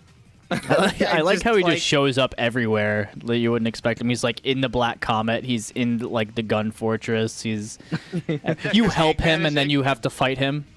Yeah. It's like he just shows up in his like hamburger machine. And Yeah. you're like, what's this? And then you like, this is like, oh man, you just beat the final level of the pathway. What are you gonna do? No, my beautiful rings. Like, it's the stupidest thing I've ever seen. Yeah. It's really finicky too, because sometimes like you won't lock on. Well, most of the time you won't lock on for the 3rd one, and then you have to run and chase him again. And the homing attack on his buttons are just kind of finicky in general. I found that if I can be on one side and hit like a left or a right button first, then I'm gonna hit the other 2. But if it locks onto the one in the middle, it becomes then you have to go to one side, and then you're not going to homing attack the other side. Yeah.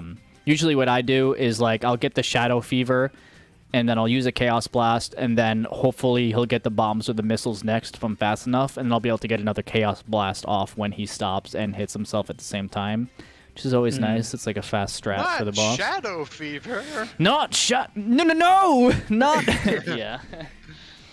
I don't know. I think these bosses I are. forget that these bosses are in the game. As Alex was saying, Yeah. they're just kind of. You want to know what's my favorite detail and I say favorite, about all these bosses in this game is that you have to wait 10 minutes during the last boss to get a detail what happened with the Shadow in SA2. Oh my god. Excellent design, guys. Wonderful. Oh no, what happens with him at the end of SA2, and he's like, oh Yeah, yeah, he I saved my found egg you. man, right? Yeah. And That you have to wait, bo- oh yes, 9 minutes on the clock. I If actually we're talking talked about that that. boss, then Yeah, that that boss is boss. probably the worst one. The It's final boss. really clumsy. Oh my god. It is really clumsy because sometimes like the Chaos Spear like won't lock on to the You have to eye. be at a very certain distance. Yeah, and you have to make Sometimes sure you'll be, everything else like- is cleared out of the way first. And if you're doing that and it happens to hit the eye when you're using like the weak one, then it's like, well, that was a fucking Oops. waste. Let me go to the other side now. Yeah. And yeah. I thought it Sometimes was you'll be cool on a that, like, separate plane to where the balloons are at or whatever, and you're like, I really just want to move, you know? Yeah. Yeah, I thought it was cool that they gave Super Shadow a moveset. Yeah. Unlike in like SA2. Like if I'm being honest, there aren't like a lot of great final boss fights when you're in like super form for like Yeah. at least the 3D games. Like as much as I love SA2 and like the ending and the final boss, it's like super cool. The actual gameplay itself is kind of bad. Yeah, it's supposed Yeah. to just Being be a brutally set honest. piece and like empower you essentially, it's but the mostly actual just, like, this gameplay cool- itself is right. mediocre. Exactly. So I thought it was cool that they bothered Doomsday the same. kind of they bothered designing like a cool moveset for Super Shadow. Yep. Yeah, I agree. Okay, so boss. Oh yeah, I actually because we mentioned it. That is one thing that I mentioned in the Heroes podcast is that the payoff that the question in Sonic Heroes asks doesn't get answered until 10 minutes into the final boss of Shadow the Hedgehog that you're not going to hear, which is fucking ridiculous. Yeah. You literally have to wait like 9 or 10 minutes to actually hear that dialogue. Yes, you are the real Shadow from SA2, by the way. Well, I've heard people Oh, defend that as like, thanks. well, obviously he's the real one because one, the story, you know, kind of is geared around yeah. that, but also the fact that he's in his own pod and stuff. I'm like, yeah, well, that's true, but like, well, The this is issue- dumb payoff then. Like, sorry. The issue isn't that we can figure that out, the audience. Issue is that the character doesn't know that. That's the whole Yeah. purpose of the game. Yeah. Shadow himself doesn't have fourth wall knowledge of what's going on. No, Yeah. he Yeah. learns it 10 minutes into the friggin' fight. Yeah. At this point, the Android business is like so like last year's news to him, and now he's Oh, just, yo, he's- I love the Android saga from Dragon Ball Z, don't you know? I actually had my cell. I brought out my cell plushie earlier, my imperfect cell plushie. yeah. Didn't you guys know? Yeah. But, yeah. Yeah. So as far as the bosses go, I'd say like 95% of the boss experience is really, really weak. That like, Yeah. it's typically like horrible, and then you just have infinite ammo and you take care of the boss. I fine. would have liked if just the final boss for Shadow was like, and the evil route was just Sonic. Let me just fight Sonic. Yeah. Yeah. Make some kind of callback to the Sonic versus Shadow fight at the end of SA2. I agree. To just give him a gun and have him shoot him. Make it quick Alright, and easy. Sonic, it's time to reroute. It's time to play out the intro. Come here. And Well, yeah, it's in the intro, and you think that's gonna happen in the game, and it doesn't. no. Exactly. Yeah. So we talked about our least favorite missions. Why don't we talk about our favorite like designed levels in general, like in total? Alright, What's your so- favorite missions? And like, let's end the gameplay section for the most part on a positive note. We'll cut to a break after, and then we'll get into characterization, story, and all the other stuff. So my favorite part of the level is when it ends. I don't know. I guess my favorite level. I'll get back to you on that. Someone else go. I'm looking bet- at the soundtrack right now to see if I Ooh. can. That plays a big factor. Ooh, yeah. Okay. Then if that's the case, you know, I actually really like Lava Shelter. Speaking of I'm which, look- that's actually is that the song that's playing right now on the stream? Oh no, it's Is it? Lethal Highway. Close enough. They sound issue is similar. I don't remember the level names, but I like the hang castle type level. Oh yeah. Cryptic Simply Castle. for the soundtrack and the level design, like the look of the level. I love those Halloween levels, like Hang Castle as well from Sonic Heroes is such a cool level. I like that level Pumpkin from Heroes Hill. too. Yeah. Yep. Basically, any Halloween themed level in a Sonic game is just like goated in my eyes. Yeah, gold. I guess I'll go next. My favorites and the one that I think is the best designed in the entire game is Circus Park, because all three missions are nice. They're on the way. You actually like, that's one of the few times in this game where I feel like when you know the level and you take the high path, that your momentum is not stopped and that you can just like continue on. Platforming actually feels pretty good when you get the hang of it in that level. Other than that, I think that Glyphic Canyon and Sky Troops are okay. The song in Sky Troops is my favorite in the game, which we'll get into later. And then Space Gadget, even though the entire thing is automated, it's always a cool set piece. With the one where you're racing Sonic. Yeah, I'm trying to look at all the level. I don't really know what my favorite is. I guess the best design is probably Circus Park or Lava Shelter, but like, I guess Lava Shelter, that's usually the one that pops into my mind, is like, oh, that was a kind of alright time. Yeah. I like Lava Shelter. That one was kind of alright. I guess it's my favorite. Yeah. Prison I mean, Island's alright too. I That also one's just kind of like fun. Omega, so, you know. Yeah. We're- Like Prison Island, even though it has Charmy, if you get going and you actually take all the bounce pads to like skip a lot of the level, it can be pretty fun. Yeah. Yeah.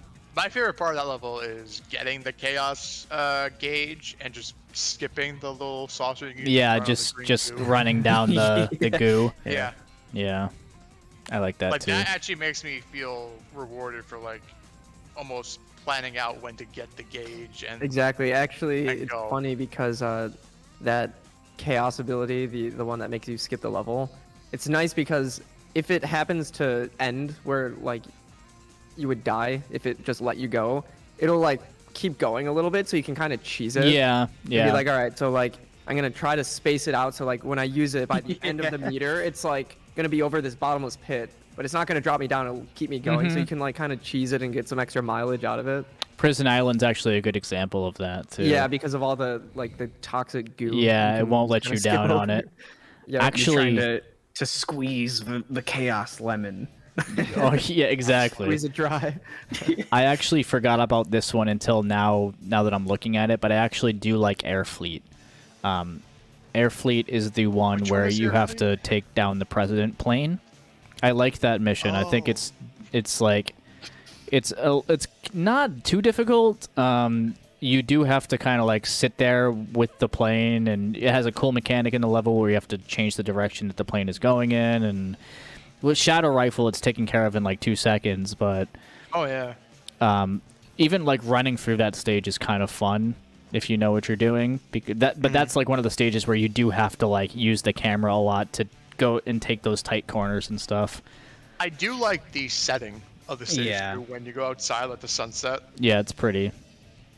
Going back and forth I'd between say the that's probably inside. one of the Yeah. better levels in the Nice game. afternoon sky. Yeah. This afternoon sky, yeah. I also just like the idea of like shooting the president in a video game. Shooting the president down. shooting the president down. It's just so funny to me. Like I'm just a little hedgehog Minecraft. with my chain gun running around You know, shooting the president plane. I don't What else know. can you say? Being bad feels good. Did Shadow not know that the president had a photo of him and Sonic on his desk? I need to order that. how I need could to he? get one Well, of you those. see, the problem was that Monster. Sonic was in the photo. Oh. I really want to get that picture printed out and put it like in my background somewhere. So do I. Yeah. I mean, all you have to do is find one of those like glass photo holders and then just Yeah. print out a picture of what, like extract. What I would do is I would like find that texture and extract Mhm. it, and then try to like AI upscale it or something. Yeah. And then I print it out. I go to like FedEx and actually have them like professionally print it out. Yeah, and then they're gonna give you a look that's basically just, what are you doing? What is this? This is for my wallet. These are my kids. So I think I said my favorites. ST, you said yours. Lava Shelter. Lava Shelter. Jeb, you said Lava Shelter, and I'm gonna honestly- change my answer to Air Fleet. okay. Half of the reason is because I like the music in Lava Shelter. Yeah. And That's how really about you, half the Chow reason Mix? why I like Pain Lava Castle, Oh yeah. whatever, Yeah. whatever that is Cryptic called. Castle. I forget the name of it. Cryptic Castle. Yep. Yeah. That's it. Do you like just getting from point A to point B, or do you like the hero or dark mission more? I think I like the hero mission because you find cheese, I think. And Yeah, you get to cream that and section cheese. where there's like all the little chow. And you running chaos around. blast them? And, yeah. I did. You watched me do it, Juice. I just, all right. This is a funny game. I saw all the chow. I'm like, oh, word. There's nothing funny about doing that at all. Oh, contraire. I thought it was hilarious. All right, cool. Well, I'm sure we'll probably like touch back on some of the gameplay stuff and how it relates to like some of the other stuff as we continue. But we're gonna cut to a break now. So if you guys want to stretch, go get a snack, go to the bathroom, or anything like that, I'm gonna put the BRB scene on OBS, and yeah, and then I guess I'll just let you guys know when we're ready to go again. All right. Sounds All right, good. sweet. Okay, anyway, let me say what I just wanted to say is that I forgot to use the voice clip. This will just take 3 seconds that I downloaded specifically for going on break. Oh, So- the BRB. Damn it. But I just used it so people could hear it now.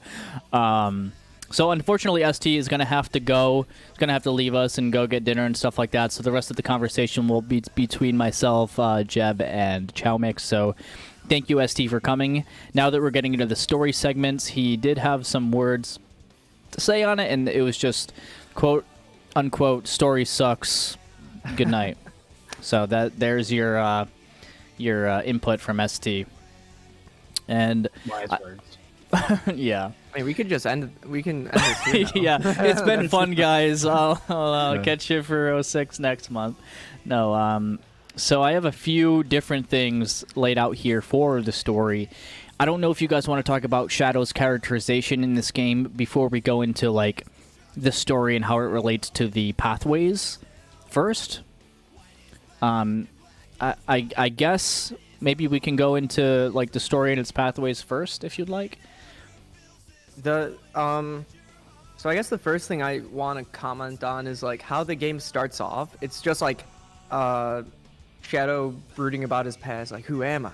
Am I even real? And then he has a flashback, and then all of a sudden, like Black Doom is like, I know who you are, follow me, and then the city explodes, and it's just all like bam, bam, bam.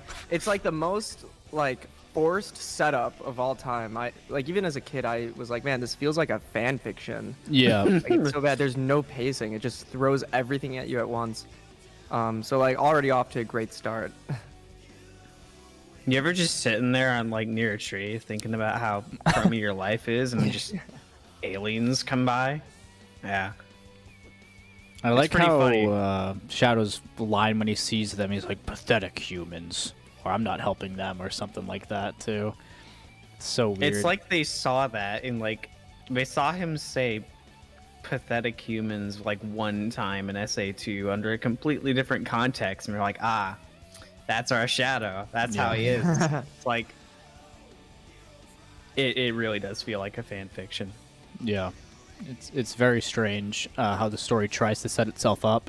Like we said, this game is supposed to answer questions that Heroes gave us, and the way that it starts off is very like a mischaracterized Shadow, even from Heroes. But it feels like a completely different character. Like when I go into my character analysis for Shadow the Hedgehog, I'm going to have to make 2 different videos. I'm going to have to make one on Shadow the Hedgehog and one from like the other games, like SA2 and 06 and stuff, because they're 2 different people, I swear to God. Yeah. And, you know what, now that we're already talking about, let's just talk about Shadow's characterization.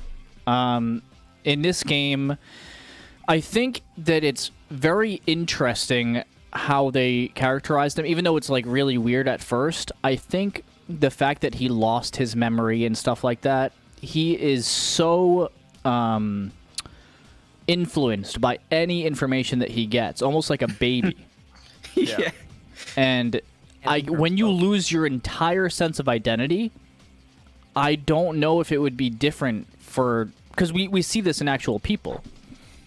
We see this in stuff like, as a quick example, let's talk about Sephiroth. I know this is it's like a much big departure, but when he loses his identity and he like completely, and everything that he thought he knew was a lie, he has no sense of who he is at all.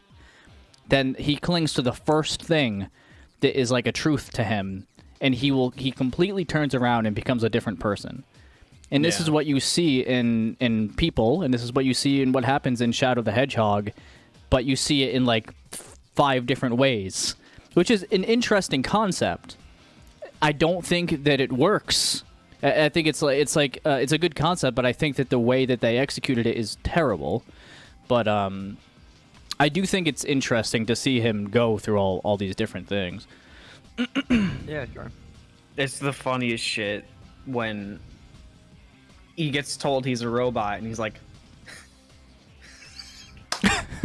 okay. It's like, okay, all right, I guess I am one. Okay. yeah. Cool. It's Shadow like, Android. it's it really does feel like this game is like, very prepubescent Shadow being led around by strange adults who know better than him. Yeah. Some of whom are named Charmy B. Yeah. I don't know. It's kind of weird. It's a bit of a fever dream, and like it really sucks because I personally don't think that there's really much of an issue with Shadow getting amnesia in the first place when being brought back, But this game retroactively makes that just so dumb. Well, he doesn't even act exactly like this in Heroes anyway, but like, it's like they use that amnesia as an excuse to just have him do all kinds of ridiculous things. Yeah. Imagine can be SA2 remotely Shadow marketable. taking orders from Charmy B. Yeah. Never happened. That's weird. It's just like, man, I don't know. Because like he was kind of antagonistic at some points in Heroes, although I don't know if that's based on translation or not. I haven't looked at the subs in a while. But like, it seemed pretty established by the end that he's still kind of a good guy, or at least he has some sense of purpose. But suddenly in Shadow the Hedgehog, when an alien sounds like this comes up to him, Goku, and Sean Schemmel. explosions start happening everywhere, Yeah. then he's like, oh, okay, well, I guess I will totally forsake all these people, some of whom I could call friends, Shadow or Rouge and Omega. I will do that if it means. Yeah. It's just ridiculous. Like, I mean, even in Heroes, during Team Sonic and Team Dark, when you meet up with each other and fight, Shadow, he's like it's like a playful rivalry. He like smirks at him like they're about to go toe to toe again. It's almost as if he remembers it or something. It's like very clearly a friendly rivalry. He's not evil or anything. I think Heroes did a pretty decent job characterizing Shadow, but then they kind of drop all of that as soon as you enter the first cutscene of Shadow the Hedgehog. and also like there's like a playful like I don't know, some lines in Heroes are like, there's like, I think in the fight with Team Chaotix, he'll say, "You should be thankful I let you live," something like that. But generally, I feel like his characterization is mostly consistent with what it was in SA2 by the end. It's just he doesn't really know exactly his relationship with Sonic, but he just feels like there's some chemistry there. And then in Shadow, it's like he goes from a kind of interesting little dynamic with this Sonic person who happens to look kind of like him somehow to, oh, not you again. Whenever Don't Sonic tell pops me up. what to do. It's so fun. It's like I think there was one time on Twitter where like one of the localizers for this game was like, yeah, so we just wrote in like this funny shit or something like that. But it's so like, it's just hilarious. Like the first time he sees, I don't know, Sonic's also just written like kind of a goober in this game, so it really bounces off in a very different way. But they've transformed Shadow into this completely like over the top. I don't want to say edgelord because it's overused. I don't want to say emo either because that's like possibly insensitive. So, That doesn't even make a sense. Like all emo means is emotional, which he is not much of in this game. Honestly, in this game, he's almost a silent protagonist in some capacity, because like you have all these characters yelling directions at him during gameplay, and he just kind of stays silent. He doesn't comment too often, does he? I think if you're doing the neutral path, he will comment on certain things, but he never like responds to people talking to him during gameplay, right? During gameplay, he will not.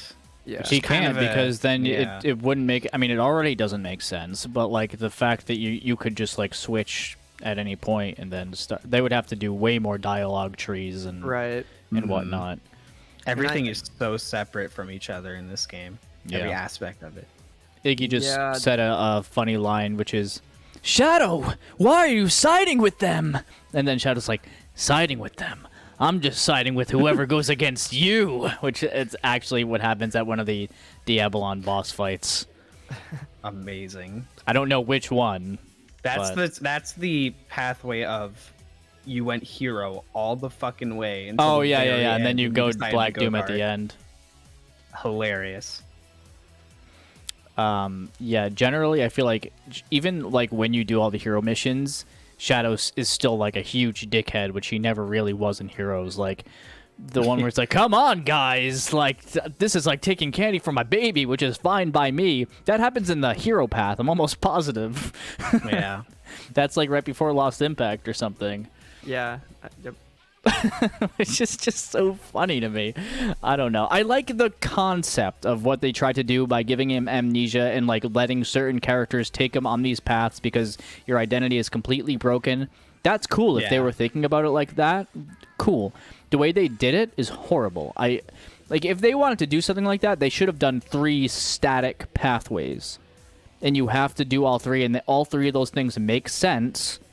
And then you get the last story, and they Shadow all could have done with a bit more streamlining in that department, because like if you think about it, there's like really 3 different like, so he's trying to find, the whole point of the game is he's trying to find the truth, right? He wants to know who he is, and like there's certain characters that say that they can help him, and depending on what you choose, like Shadow is influenced by them to find the truth.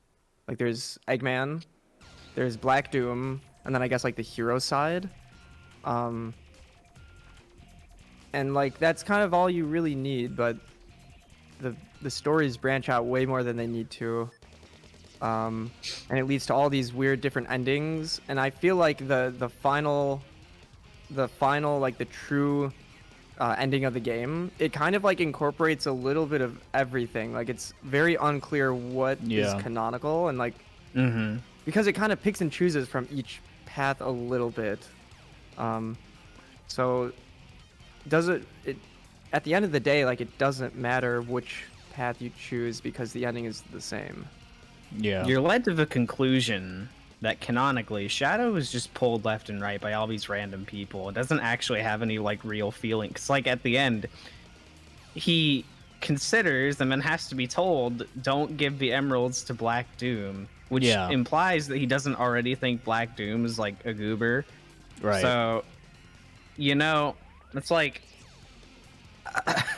what has been going on canonically? You know, it's they take elements throughout, but I think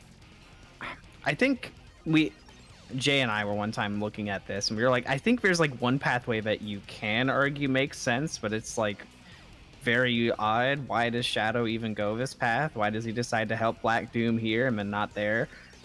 Yeah. You know? And it's like, I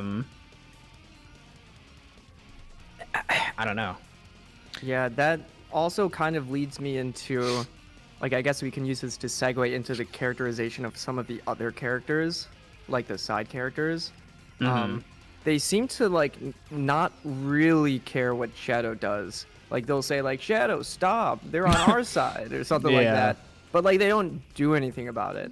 No, And it's so weird how you can like blow up Central City, and then like the next mission you can side with like Knuckles or someone.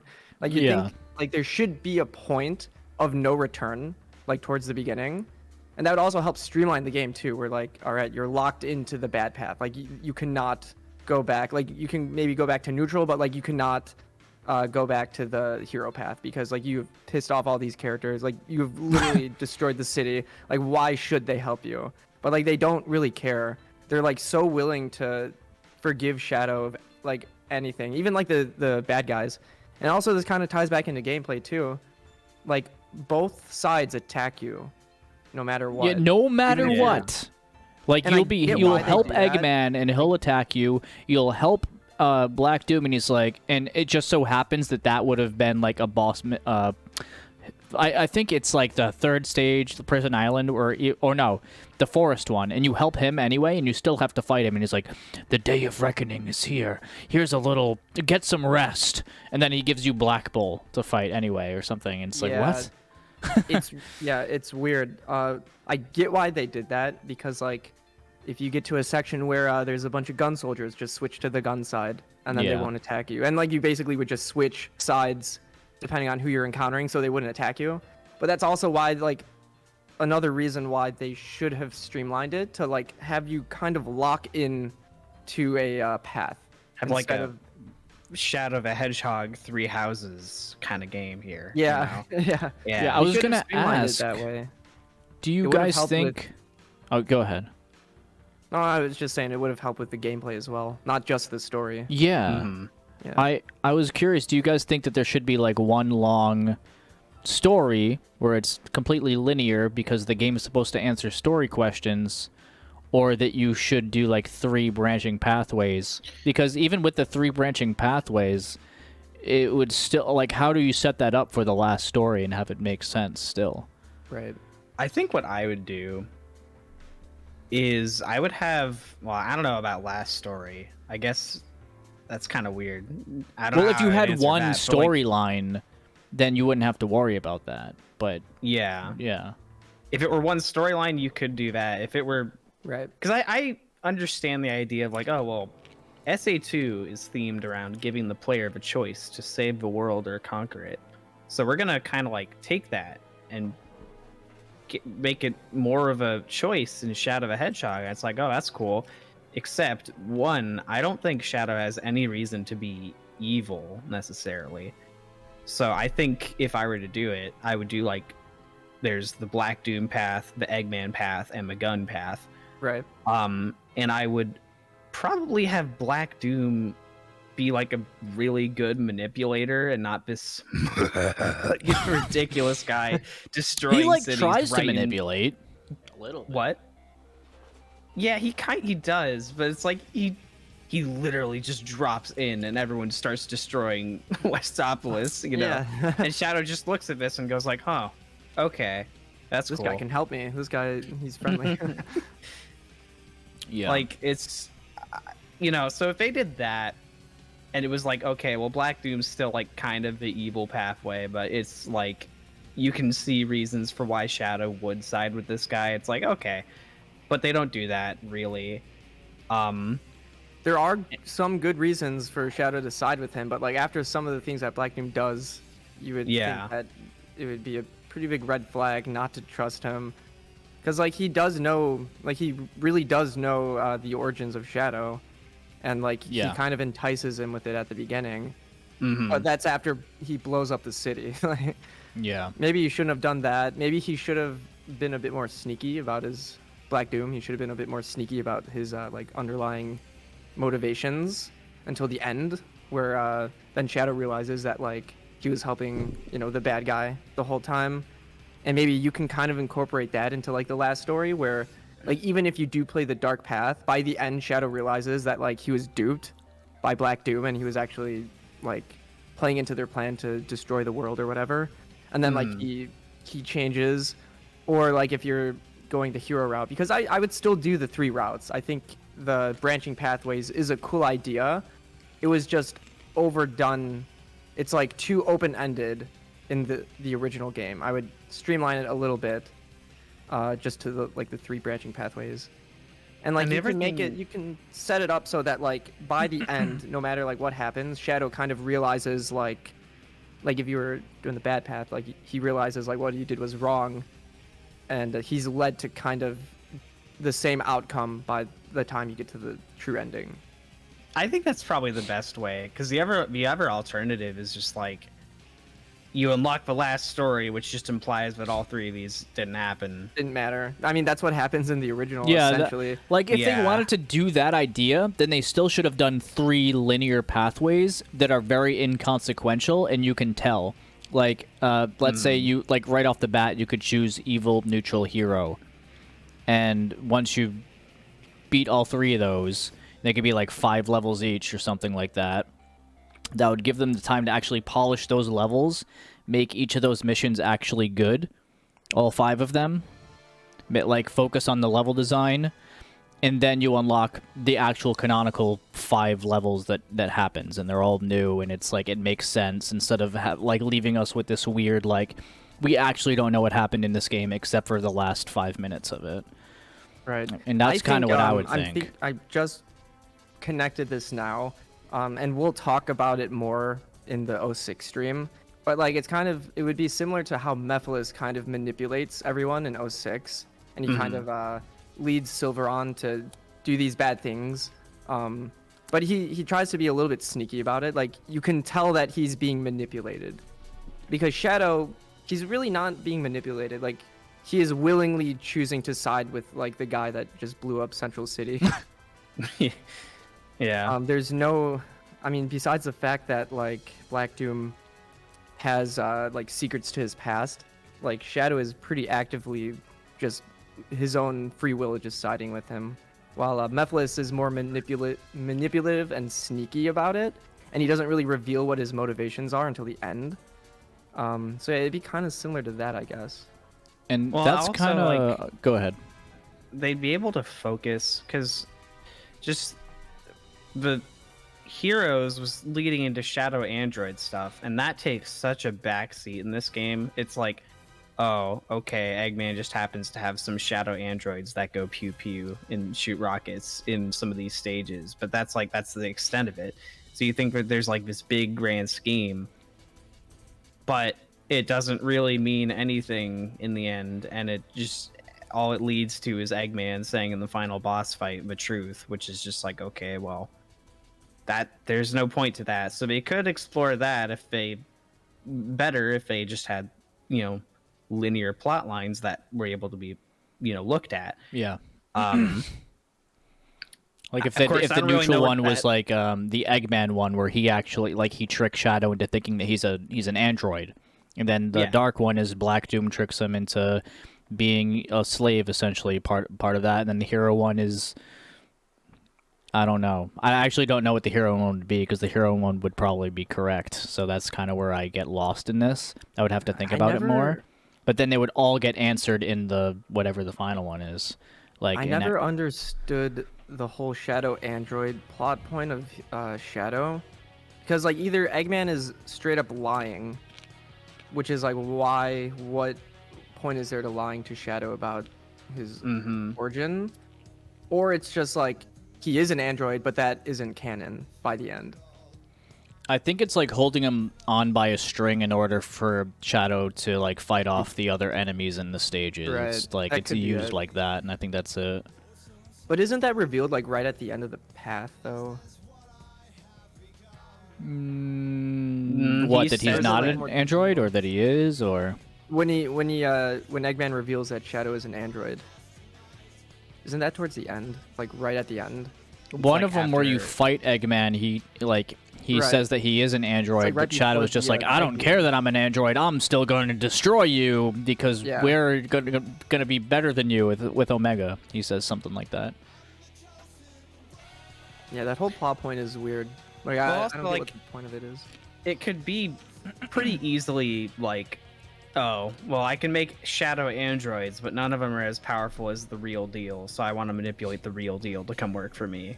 Right. But they, they don't really go into that. They half-ass every single point when it comes to the story Yeah. because they have to with Basically. whatever system they made. I That's what think makes it so infuriating. If there were like the hero pathway, the gun pathway, right? You could have that focus on just the history with Gun and Shadow, and maybe Gun trying to do some shady government business revolving around him for that pathway. So it is like the hero That's route, and you're interesting, working yeah. with the good guys the whole time, but there's still like some shit with the Gun commander and Shadow that's like kind of a conflict. And we haven't even talked about him yet. Yeah, oh yeah. Oh yeah. Coolest character. He doesn't even have a name. Not in the games anyway. Not in the game. I think they named it Yeah. in the comment or the comic. I don't remember what it is though. I think it's like Abraham Tower. in the Oh, comic. That sounds familiar, actually. Yeah. It's a pretty cool name actually.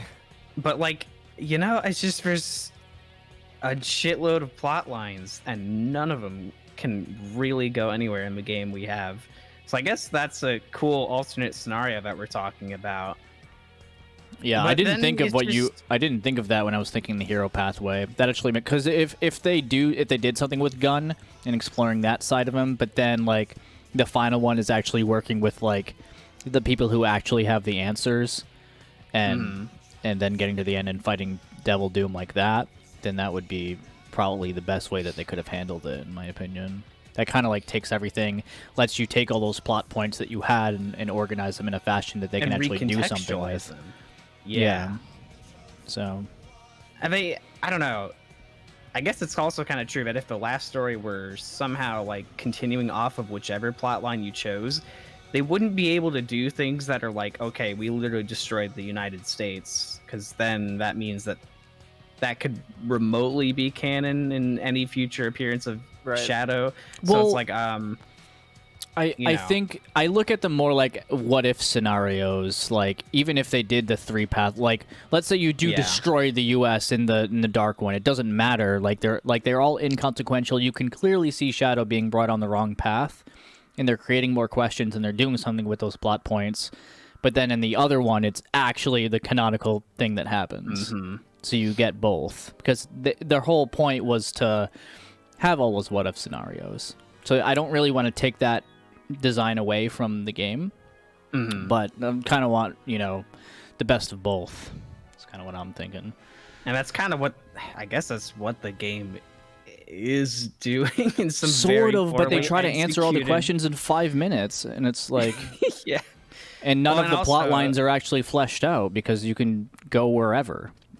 I just think that the shit. I mean, this is going into the greater plot of a game, I guess. But like, I think we just the version of Shadow of a Hedgehog where they do actually just make like 3 legit pathways.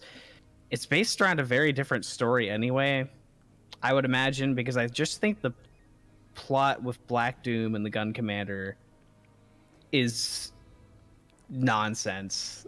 But Okay. and also Eggman, I guess, but. And this is a plot point or a discussion topic that I wanted to bring up. And it has to do with Sonic Adventure 2, and it has to do with something we talked about in the Sonic Adventure 2 podcast. And Chow Mix, I don't know if you've seen that, but one thing that we were talking about were stories in Sonic games. And actually, I'll just read the discussion point out. Okay. Should they have taken this route with Shadow's backstory, or should they have expanded on the connections between Sonic and Shadow that were heavily implied in Sonic Adventure 2? Was it just fan theory? Was it the developer's goal in SA2 to have us look in every nook and cranny for details on the backstory of Shadow? Or is it fans taking it too far? Is this all a retcon? That's my discussion point. Well, It seems a bit more retcon-y to me. Yeah. Like That- they needed to find some connection between Shadow and Black Doom, and they kind of just squeezed it into the plot of SA2. So yeah, overall it hurts it. definitely. I don't think that Black Doom needed to exist. I don't think that should have been a thing. I think that I agree. Yeah, I think that if they wanted to expand more, like with questions on Shadow, Sonic Adventure 2, and Sonic Heroes asked enough questions to keep us curious on the backstory of the character because it wasn't completely answered. If you looked for all the details, they would be there, and I would say that that's like the developer's intent, because you have all the lore from the previous Sonic games that come through with Sonic Adventure and Sonic Adventure 2. A lot of people brush that off and say that, it's all just like fan theories and yada yada yada. And we're talking about how like Shadow is based off of Sonic from like the Sonic 3 murals. The hidden It's based power. off Right. Super Sonic, right? And how it's like like Gerald had to have gone there because you have And he all the researched. chaos stuff and Right. the altar Right. of the Master Emerald to power Right, the he Ark. obviously knew about it. Right. So it's his not like research. this stuff it's like in your face It's to the pretty point. implied, yeah. Yeah. So I would say, sure, you could say that that's fan theory, but we're never ever going to know. I would say that that's more so the developers giving us hints towards something, and that they completely threw it away for Shadow the Hedgehog. Well, it's like, sure, maybe it's fan theory, but it's like, it's not baseless. It is Yeah. very obvious that throughout multiple games, Gerald has been looking at Echidna ruins, so one would logically assume it can lead to this point. And then, there's questions in SA2 like, well, what is the Eclipse Cannon for necessarily?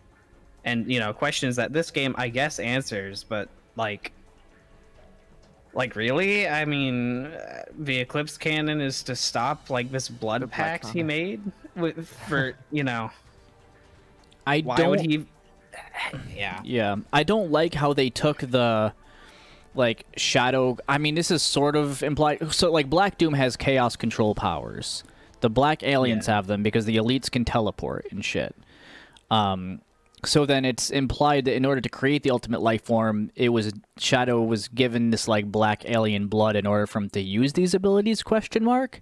But why couldn't they have said this is from chaos? Because he was studying that, and he has the chaos drives and the altar and everything like that. That's where that energy would come from in like every other Sonic game. So why is it The like? Biolizard can use it too. And Yeah, he was exactly. not made from the Black Doom DNA. That's true. And it's also So, like, yeah, the they figured out how newspaper. to like infuse some life form with that power before Black Doom. Yeah. Yeah. The newspaper in SA2, or article or whatever they call it, talks about the Biolizard, and if you actually like look deep enough into it, it says that it has a chaos control organ. Yeah. Its organs are capable of inducing chaos control. But that made it very unstable and dangerous. So that's why they had Right. to shut it down. But Shadow is like the perfected form of that. So it's Right. like, are they implying that somehow the Biolizard was given chaos powers and stuff, but then eventually it turns out that there are also these aliens who have chaos powers? Who Right. knew? Like, that's kind of weird. And then, Yeah. I feel like it makes more sense if Shadow is based off of like chaos DNA and chaos energy, so that he could harness the power of chaos control much easier, but also is based off of like the mural of Sonic, of Supersonic, since their spines line up and whatnot, which we went over in the Sonic Adventure 2 podcast. And then you could yeah. say that the Biolizard is based on chaos in a way. Right. Yeah. Right, that's how I always saw it. And like the fact that Shadow was just able to be created with Black Doom DNA, it kind of takes away from the Biolizard, because like the whole point of him was that he was a prototype, and they learned from the flaws of making the Biolizard. Like that, the Biolizard walked so that Shadow could run, even though the Biolizard cannot walk. He can't even walk. Yeah. It honestly, there's just weight in SA2 when he's like, yes, I finally perfected my creation. Whereas in Shadow, it's like, I guess that's recontextualized to, yeah, I've perfected my creation thanks to Granddaddy Black Doom. Right. Thank you very much. Not from all the research and trial and error from the Bio Lizard. Yeah. We just popped in the Game Genie and then it's on top of how weird that is and how much it kind of ruins the meaning that you could extrapolate from SA2, then it's just like, well, it in the first place was done because he signed a deal that Shadow, 50 years into the future, would help Black Doom conveniently get Chaos Emeralds. Doesn't really seem like he needs to, very by the way, because specific. Black Doom Yeah. is like seems pretty strong and has an entire army and gets Chaos Emeralds himself, and Yeah, seems really unnecessary. But hey, very odd. How that because works. so I'm doing a video on Project Shadow, so I've been looking pretty deep into it, and I don't know where this is stated, but Shadow was like apparently created with like a heart and soul based off of Maria, so that he couldn't be used by Gun to become a biological weapon, but like he does. Like all throughout Shadow the Hedgehog, like he is blowing up cities, like he's doing all this bad shit. yeah. So I like think that might have been stated in Sonic Battle. Sonic Battle. Yeah, I think the Maria illness stuff might have been thought up by a strategy guy, but I don't know if that has any basis in real canon or not. But like, Right. Was it not said at the end of Shadow? I can't remember. Like in those two cutscenes that no, it's I just don't think so. it's just talking about the deal. Yeah, and the fact that Maria believes in Shadow, I guess, but they don't really talk much about how like, because I Yeah. think in the strategy guide for SA2, it says that Shadow, she has part nibs of or whatever. Shadow's immortality is that through Shadow's immortality, they can figure out a way to cure Maria, and Right. Yeah. by extension, any human of things like NIDS, you know. Yeah. But that's just nowhere in Shadow. So For those of you who don't know what NIDS is, it's AIDS in the Sonic universe. yeah. It's an autoimmune deficiency disease. And it's I don't know, that's the kind of questions that you I think Shadow the Hedgehog should be answering. But how do He you set that doesn't? up and have a cool villain and do like yeah. Yeah, but he has to have guns though. yeah. Can't make So him a knife guy. this is like part of the reason why I really dislike what they did with this game, because Shadow is my favorite character. It still is my favorite character in the franchise in like Sonic Adventure 2 and Sonic 06, but the way that this game handles him and his backstory is just like completely bastardized. So yeah, what do you guys think about Gerald and Maria in like the last 5-minute cutscenes of this game, and how he's able to like project the arc to SBO and Vector are messing around on the arc, which then projects a video to the Black Comet of Gerald saying, if you're seeing this, then something has gone terribly wrong.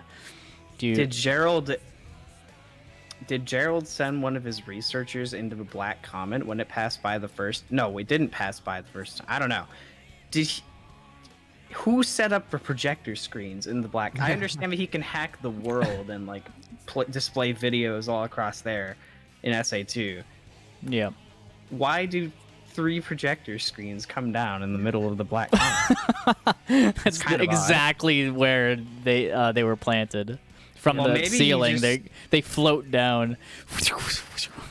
Maybe that's their own projector screens that they use. The Black Comet, the Black Arms themselves, and then the Arc hacks those, and those just come on. I don't know, but it's also just like The Black Arms need to watch the football game somehow. Yes, Iggy. Yeah, did Gerald like record thousands of videos for like every scenario that would possibly ever happen regarding his experiments? Because like Yeah. he recorded the like the one in SA2 with the arc falling to Earth, warning that like it was on a collision course. Then like the one in Shadow the Hedgehog, like he just has like this amazing hindsight He's really smart. He has an entire He library imagined of every like. single outcome and then like Yeah. recorded a message for each of them.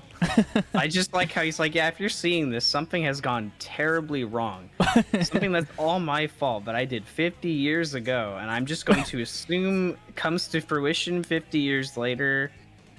And there's no variables in between that, you know? Yeah. Like, It just seems like too far-fetched and specific, and you know, I Yeah, think that's the and point we're driving the home. point of the Eclipse cannon is to stop the Black Comet, Apparently. but if you had the foresight enough to know that you're gonna totally do Black Doom and make that, then why did you make the deal with him in the first place? That's like so... all of these plot points are just that. Like they are Contrived. incredibly specific.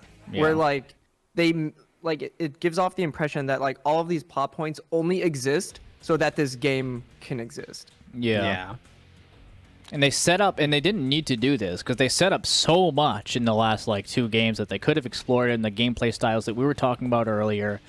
Obviously I don't have all the details of a Shadow the Hedgehog remake in front of me right now, but I think we've put out some pretty good ideas to make it 100% better than it already is, based on the previous like games and lore. And it's just like every single point is so contrived in this game. They only had like a few like good concepts, and the way that they were executed were like, as far as the story goes, very, very poor. I don't know.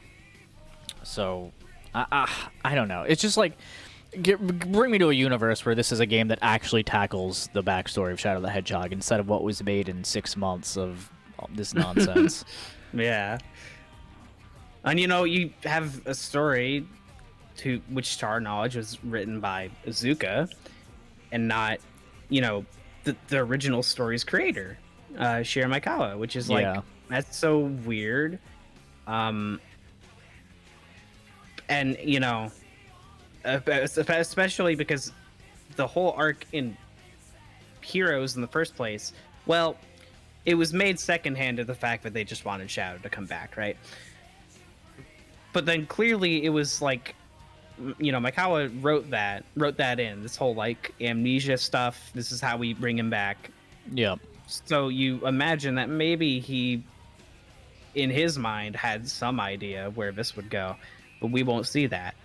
And you know, I've never actually seen the movie myself, but I read that he's very inspired by I think it's called Ghost in Michelle. Oh, for SA2, which I've never actually seen, but you know, I hear it's like something that you kind of have to like piece together in a way. Mm-hmm. So it really isn't. It seems like it was his intention. He had scenes he had to cut from SA2. So that doesn't help. But like, it seems like there was like a bit of thought and like room for theory in SA2. That's what makes it kind of cool to make a Shadow game, that you may be able to further explore that. And so they just throw this concept in the garbage, essentially. And there's no undoing that. And the, you know, guy who made Shadow just has to kind of sit there and look as his character is like now associated with all this other random crap. Yeah, and it sucks because he said that character is like his favorite and is an extension of himself. His and baby. Yeah. Someone in chat just said, I guess he forgot about the Black Arms when he was going to send the Ark into the Earth to kill millions of people. But technically, whatever video that would have been had to have been recorded before, since Maria was alive. The original broadcast was in SA2 was like in jail after on Maria's Earth. death. Yeah, after he went insane. So Right before he died. Yeah. And then, you know, there's other things that it introduces, like the gun commander, who witnessed Shadow's birth as a child at the hands of Black Doom. Somehow escaped the Ark. He was not killed on the Ark that day. Yeah. I guess he just doesn't live there or something. I don't know. But he told nobody about this Black Doom stuff. Then he joins Gun, the people who he know. Well, no, yeah, he would have to know because he's the Gun commander. So he has to know that Gun is they're the people who killed everyone on board the Ark. And then he joins them later on. Including Maria. Yeah. If he didn't know then, he would figure it out because they tried to cover it up at first. So if he didn't know then, he would figure out later upon joining Gun. But Right. and just that's not addressed at all. No. If there was a plot point about him wanting to join Gun to better the organization because they were like in the wrong, then that would be one thing. But that was never anything that they brought up. Or if his entire motivation for joining Gun was to to figure out more about that event on Right. the Ark, get to the bottom of it. Like that could have been cool, but like the fact that he ends up joining it. The fact that he ends up joining it in the first place is kind of weird. Like, you would think that there would be some record that he was on the Ark, maybe. Or maybe not. Maybe he was too young to be, like, identified, I guess. But, like, they had Maria, and, like, they had records of her death. Like, Yeah. it seems like they kept very detailed records of every single person that was on the Ark, and then made sure that, like, basically all of them died, so that information would leak. If there's this kid walking around who literally saw Black Doom, why? Like, I don't know. I would send like 50 snipers after that boy in Minecraft. Excuse me. There's like, I remember there's a Sonic X episode that like deals with like these sleeper agents who just go around and kill people for SA2. It's so weird. Like, is that? It's kind of a weird thing you would expect to pop up in that show, but like, I guess that he just happened to narrowly evade that one, and then he becomes not just like a trooper, he's the commander of Gun, and then They didn't do any background checks on him. yeah, like goodness. And it's not like it's hard to miss this guy. He's got gray hair and gray heterochromia. hair. Yeah. And he just only blames Shadow for Maria dying for some reason. And then you get the ending cutscene where the president's like, you know what? We're going to work to create a better world. We were wrong about Professor Gerald. And I just like how his response is like,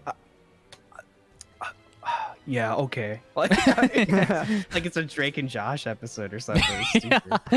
Okay, let's hug me, brother. Like, what? Yeah, no, it's super strange. The entire ending of the game, and then the ending is like goodbye, Shadow the Hedgehog. I don't know what that's exactly what that symbolizes. Like just moving on to the future and forgetting about anything that happened in the past. But you already did that in the cutscenes before this, so I don't know. Well, honestly, this could just be a great bridge to where he goes in 06 of like, Yeah, you know, Gun messed up in SA2 and the past of SA2, but they could bridge a better, you know, group like that. And that seems like, you know, I guess where it eventually ends, but the road there sucks. Like, and like Yeah. speaking of that plot point specifically, like in 06, it would have been cool. I will repeat myself because I just talked about this with the commander. If it was explained that Shadow joined it because he wanted to better the organization and I like was face just his gonna say past. that. Yeah, but it never Because you really. find out Shadow works for Gun in 06. Yeah. It's like, man, this is the same group that like killed Maria, that tried to hunt him down in Shadow the Hedgehog. Yeah, They should have showed more that like they made amends, and like they tried to reform the organization with the help of Shadow the Hedgehog. but here's the problem: is that 06 is supposed to be conceptually without the stuff that happened in the past. It's supposed to be like a reboot. A reboot. I don't Yeah. think so. I mean, like, that's what people say, but I don't know if there's like. Well, we could probably Legit try to proof find for some that. information on it for next month because I'm actually Right. curious. Like, where does that come from? Because everyone says that. I feel like it's Yeah. come 'Cause- from interviews. I've been looking around. I have spoiler alert. I had to do that for my video. Yeah. And like, I think one time Yuji Naka claimed it was like a relaunch or reboot, but that was more referring, and also because the translations, like, you know, I think that was more so just referring to them going to HD hardware, and they just wanted people to view this like it was just such a big leap. But then if it were that way, then they make this game with characters who have like a bunch of backstory, and then they just, I don't know, that they don't ever talk about that. And then also I think the manual of SA2, or sorry, the manual of 06 talks about like Gerald and how Shadow was like made there. So it's like There is continuity still from the other games. yeah. I'm thinking people may be assuming that it's a soft reboot because of the name, as just Sonic the Hedgehog. So it's like, Or oh, also, reboot. also the fact that it doesn't actually mention anything from past events in the game, to my knowledge, other than like what's in its own game universe. Like, I feel like there's slight references to other games though, like in some of the dialogue. there might, I could be forgetting. I'll find out when I stream it this month. But Yeah, I think it's also like a soft reboot, like Colors at, you know. Yeah. Well, I shouldn't say that, but you know. And what was the other thing? If you like actually go look into it, from what I've done the past like month, it's like the game being a reboot. One of the sources that claims this is like an article talking, I think it's like a review on like Giant Bomb or something, that claims that the game was conceptualized as a reboot, but then they're talking about how it's like weird that it isn't going back to Sonic 1. It still has all this adventure stuff in it. So I feel like there's just a big misunderstanding there. I think there was like one Japanese article that said reboot, and they talked about how it, I don't know, it's just they keep wording it as like a new beginning, and they also wanted to promote this like it was like Batman Begins basically. yeah, because you get way more out of it if you know everything that happened in the previous games. So, I mean, If it you doesn't were to like actually go. try to start here, it doesn't really. Yeah, it's kind of weird. They don't directly reference things a whole bunch, but then it's like, well, who are these people?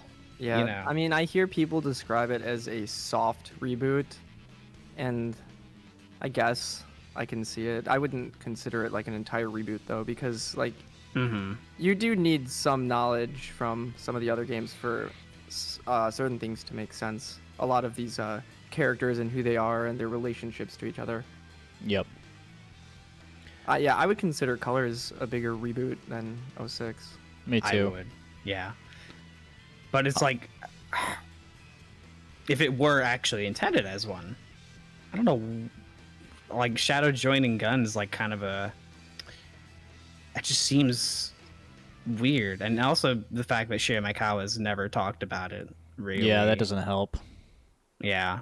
I mean, he's talked about how, like, I think he's talked about how he would ideally see it as a prequel to Rush.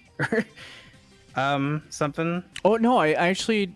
Well, I want to get off the topic of 06 because there's so much to discuss next month, which is probably going to be like a freaking 7-hour podcast with all of us, that it's...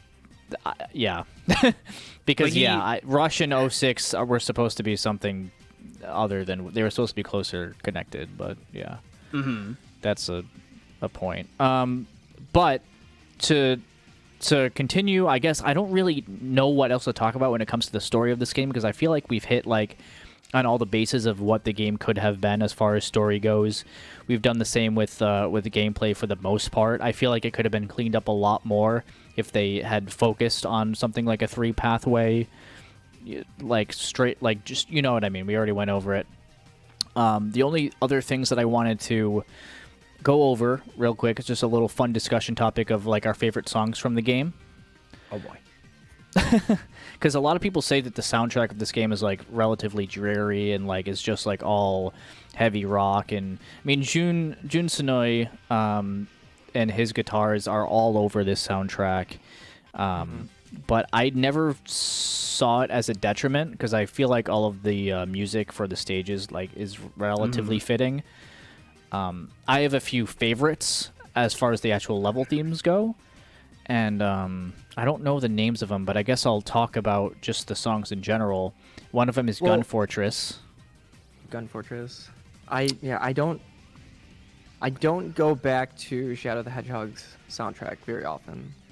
So, I mean, it's a good soundtrack. It reminds me a lot of like Dragon Ball GT. The English dub, you mean? The English dub with like Yeah. the guitars and everything. Yeah. Was this the last like big game that Jun Sonoe ended up doing? Yes. Do you count Team Sonic Racing as a big Jun Sonoe? That was like I guess so. his- Like because yeah. he took a step back after all that. Oh God, someone's calling me. That's why my camera's shaking. I was wondering what was up with that. Yeah. music Yeah, I going think is my this was the camera. last one. Not Yeah, Black because Knight then, also. but it's like Otani did smaller. 06, right? Yeah. The Well, sound director for 06. yeah, it was like Most of mostly Otani, but it was a lot of other people. I Yeah, think it was because- like Unleashed where Otani started to get That more. was his first like big, Yeah. heavily involved project. But yeah, because then Jun Sonoe took like a pretty big break with this series, I think, and then only somewhat recently he kind of came back, but not as like the sound director for at least like some of the mainline games. He was in Black Knight. That was like, I think, I don't know. I guess it's like Shadow then Black Knight, then like he kind of is like more hands off until like TSR really. Yeah. He's been And a doing lot a of lot it's- of like the side Sonic stuff. Yeah, Kind of similar to Uekawa, the artist, the adventure artist. yeah, They're still like on the team and they do stuff, but it's more of the smaller scale side projects. So like Mhm. I'm glad that they're still around and they still do things. And I think recently like both of them have been more involved than usual, so I'm hoping that it's a sign that like they're going to kind of become more prominent again. Yeah. I I, hope. But yeah. with this soundtrack, I feel like it really works for when you're playing the game, and I enjoy the tracks, but it is, like you said, not one that I really go back and listen to. There are a few standouts, I feel, in something like Gun Fortress and Prison Island, where they're like slower paced. You have very smooth guitar, and you have some like jazz elements.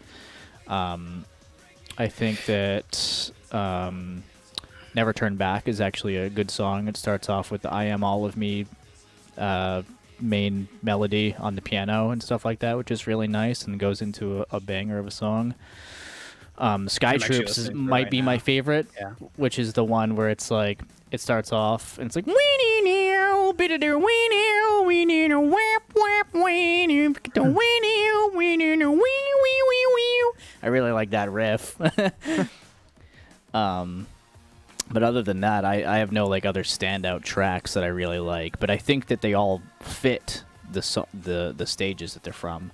Even Westopolis, it's like a pretty good song. I like the remixes that I hear of it and stuff like that. But it's not a standout soundtrack to me. I've found myself listening to it a lot more often lately, and I think I just really like it. It's like not quite to Heroes and SA2 tier, but Yep. damn, I mean, maybe it's just the fact that I don't find a lot of these levels themselves very memorable. But like, I tend to be like, I'm just gonna.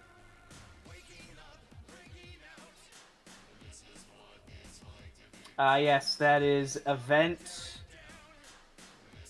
Well, I don't remember the name, but I know what cutscene this is. It's the cutscene where like the president has to evacuate. Yes, it is. You know, I can just pick some random. I kind of know it, and I think it's cool. I don't know. It's definitely not like in the top, like higher echelon of Sonic music, but Yeah. I remember it for a while. It was had like a kind of bad reputation. Like it's just like nothing. And I'm Yeah, like, I never agreed with that. I think that there are some good tracks on this soundtrack. They fit the levels very well for the most part. A lot of people just say it's like too dreary for them, you know, and there's a lot of like droning. But for a lot of the time, that's kind of the point of some of these, because you have to match like doing certain missions and whatnot. I'll tell you my favorite musical moment, which is at the end of the game, and it's an event when Shadow is turning into Super Shadow, and you hear Live and Learn play for 2 seconds.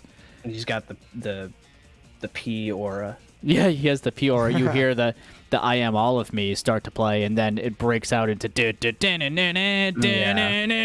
it goes up instead, and I really like that. I'm like, yes, yes, it's like the best part of the game, and it's like for 2 seconds, and it's the only reference to SA2. Let's go. I don't know what my favorite. It's maybe Never Turn Back is my favorite. Yeah. As far as like stage music, I don't even know. But like, there's like quite a few good ones. I think Lost Impact's pretty good. I think that Gun Fortress and Air Fleet, those are kind of, it's like an in-joke between me and my fellows, so I can't really talk about why I like that music so much, but it's funny. Westopolis I really like, It's good. Lethal Highway is quite a banger. Lava Shelter, I don't know. A lot of people like Lava Shelter. Yeah, that's a very popular one. Cosmic Fall is like funny. Oh yeah, I forgot about Cosmic Fall. Yeah. Yeah, they play that in Sonic and Sega All-Stars Racing for some reason. Man, I don't know.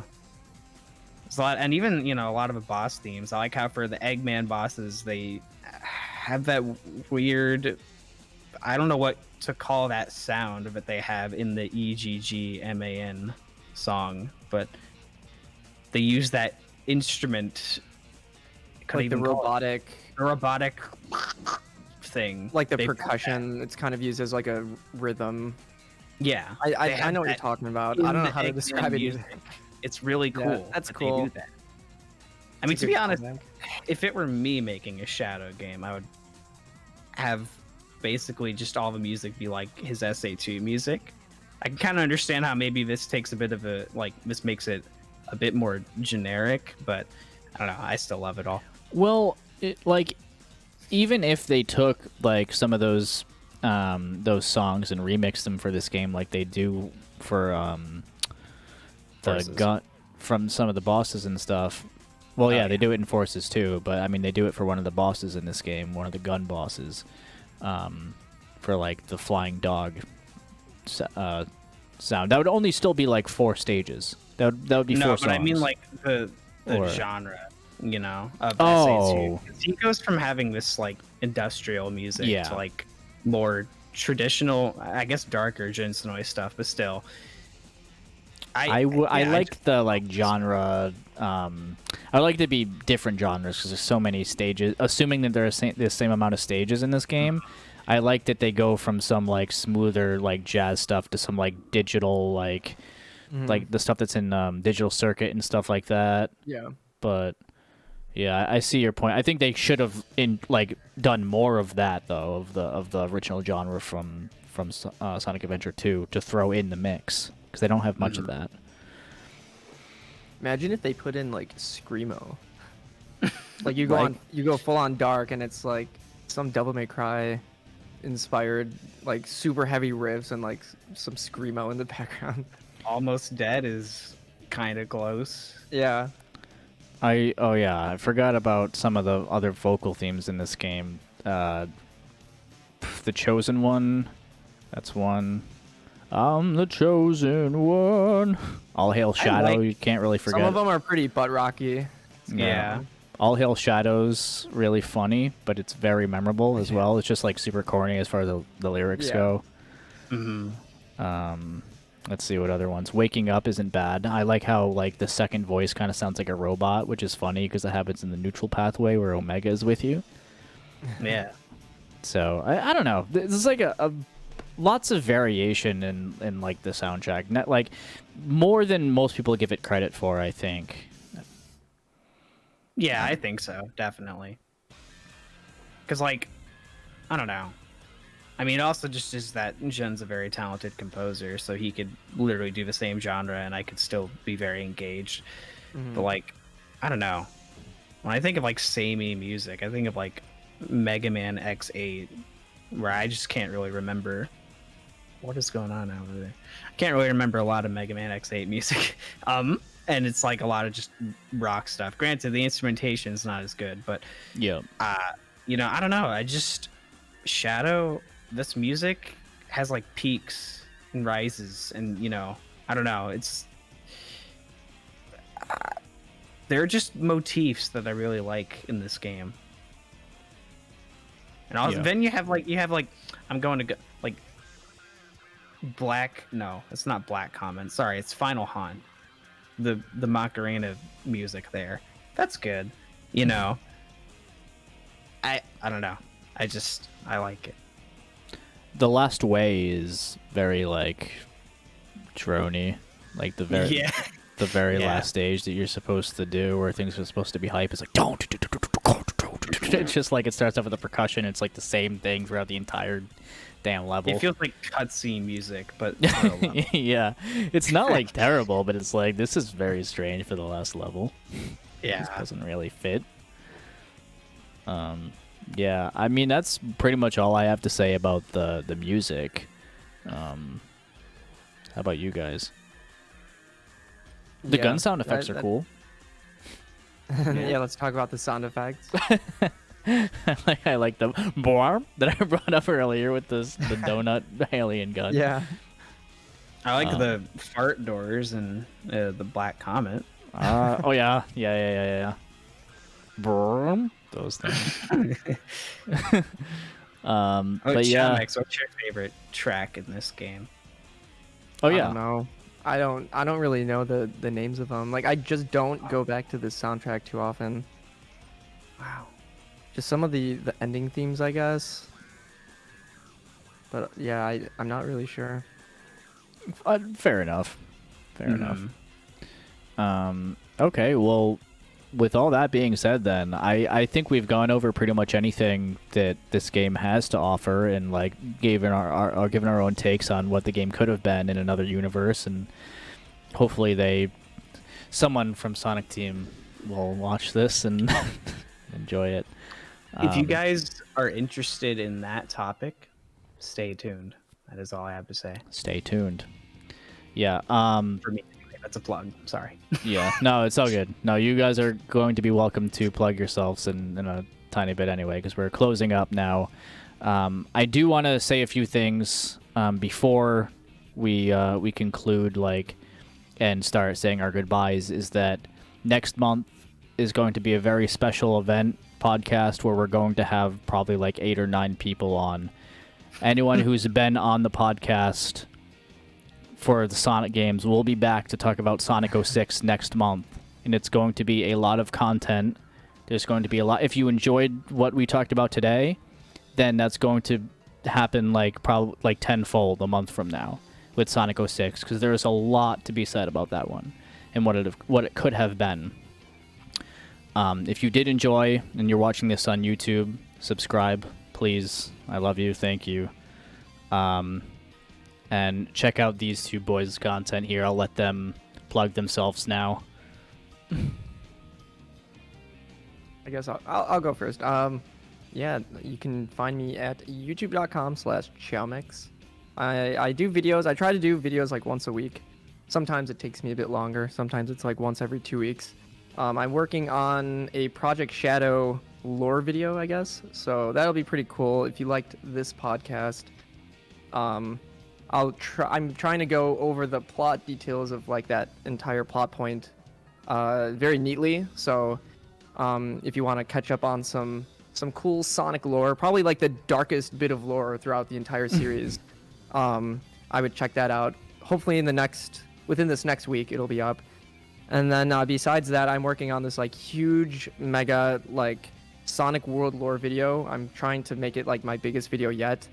I've been working on it for like almost a month, and I keep having to put it on the back burner because it's taking too long, and then like I'll try working on a different video to kind of fill in that gap, but that'll come out when it comes out, I guess. I don't exactly want to give like a definitive date that's going to be up, because I keep pushing it back because it turns out to be way bigger than I think it's going to be.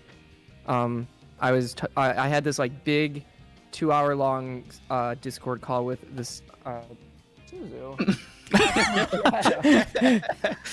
Kitty really likes Shadow. It's fitting. She doesn't look it. The Sega Scourge. I was talking with him about like all sorts of Sonic. I wanted to get him on to talking about Sonic stories, but he didn't answer me. Yeah, Oh. he's very big into Sonic lore, and as I was talking to him, I was realizing like, okay, this video is way bigger than I thought it was gonna be. So that'll come out eventually, so you can look forward to that. And that's about it. It'll be worth it. Go ahead, Jem. Oh, well, I'm Jeb. I make content occasionally, I think. I quit my job recently so that I could do it, actually. Fun fact. Go but subscribe to him on Patreon, guys. You'd not know it because I've been spending the past months making this one Sonic video. So, you know, I hope it's worth it. It's going to be a very big video, and the hint is that if you like more what if sort of content like what we were talking about with Shadow today, then it may be interesting. I guess I'd really just want to talk about the potential that Sonic has, and it's gonna be a 2-hour 20-minute video, something like that. So if you're interested in beefers that you could also watch every now and again in sections, then hey, there's that. But I totally forgot what I was gonna say next. So I don't always do Sonic, so maybe I've got a few other ideas too. So if you're interested in other things and somehow you like my heavenly voice for whatever reason, I got those as well. I got some films. Very nice. There you go. All right. And once again, if you did enjoy this content, then make sure you follow on Twitch, subscribe, and join our Discord community where we have tons of conversations about other games. I am not just a Sonic content creator. I cover games throughout all the gaming sphere. So if you're interested in other stuff, then yeah, definitely be sure to give a follow. And this will be up on YouTube, youtube.com/juice_polydot. later today or tomorrow, and it'll also be up on Spotify if you wanted to watch it there. So thank you everyone for watching today. This was a really fun discussion. I think we went over a lot of different topics, and now SEGA knows how to make a Shadow the Hedgehog 2 if they watch this. So you can thank us later, SEGA. Yeah.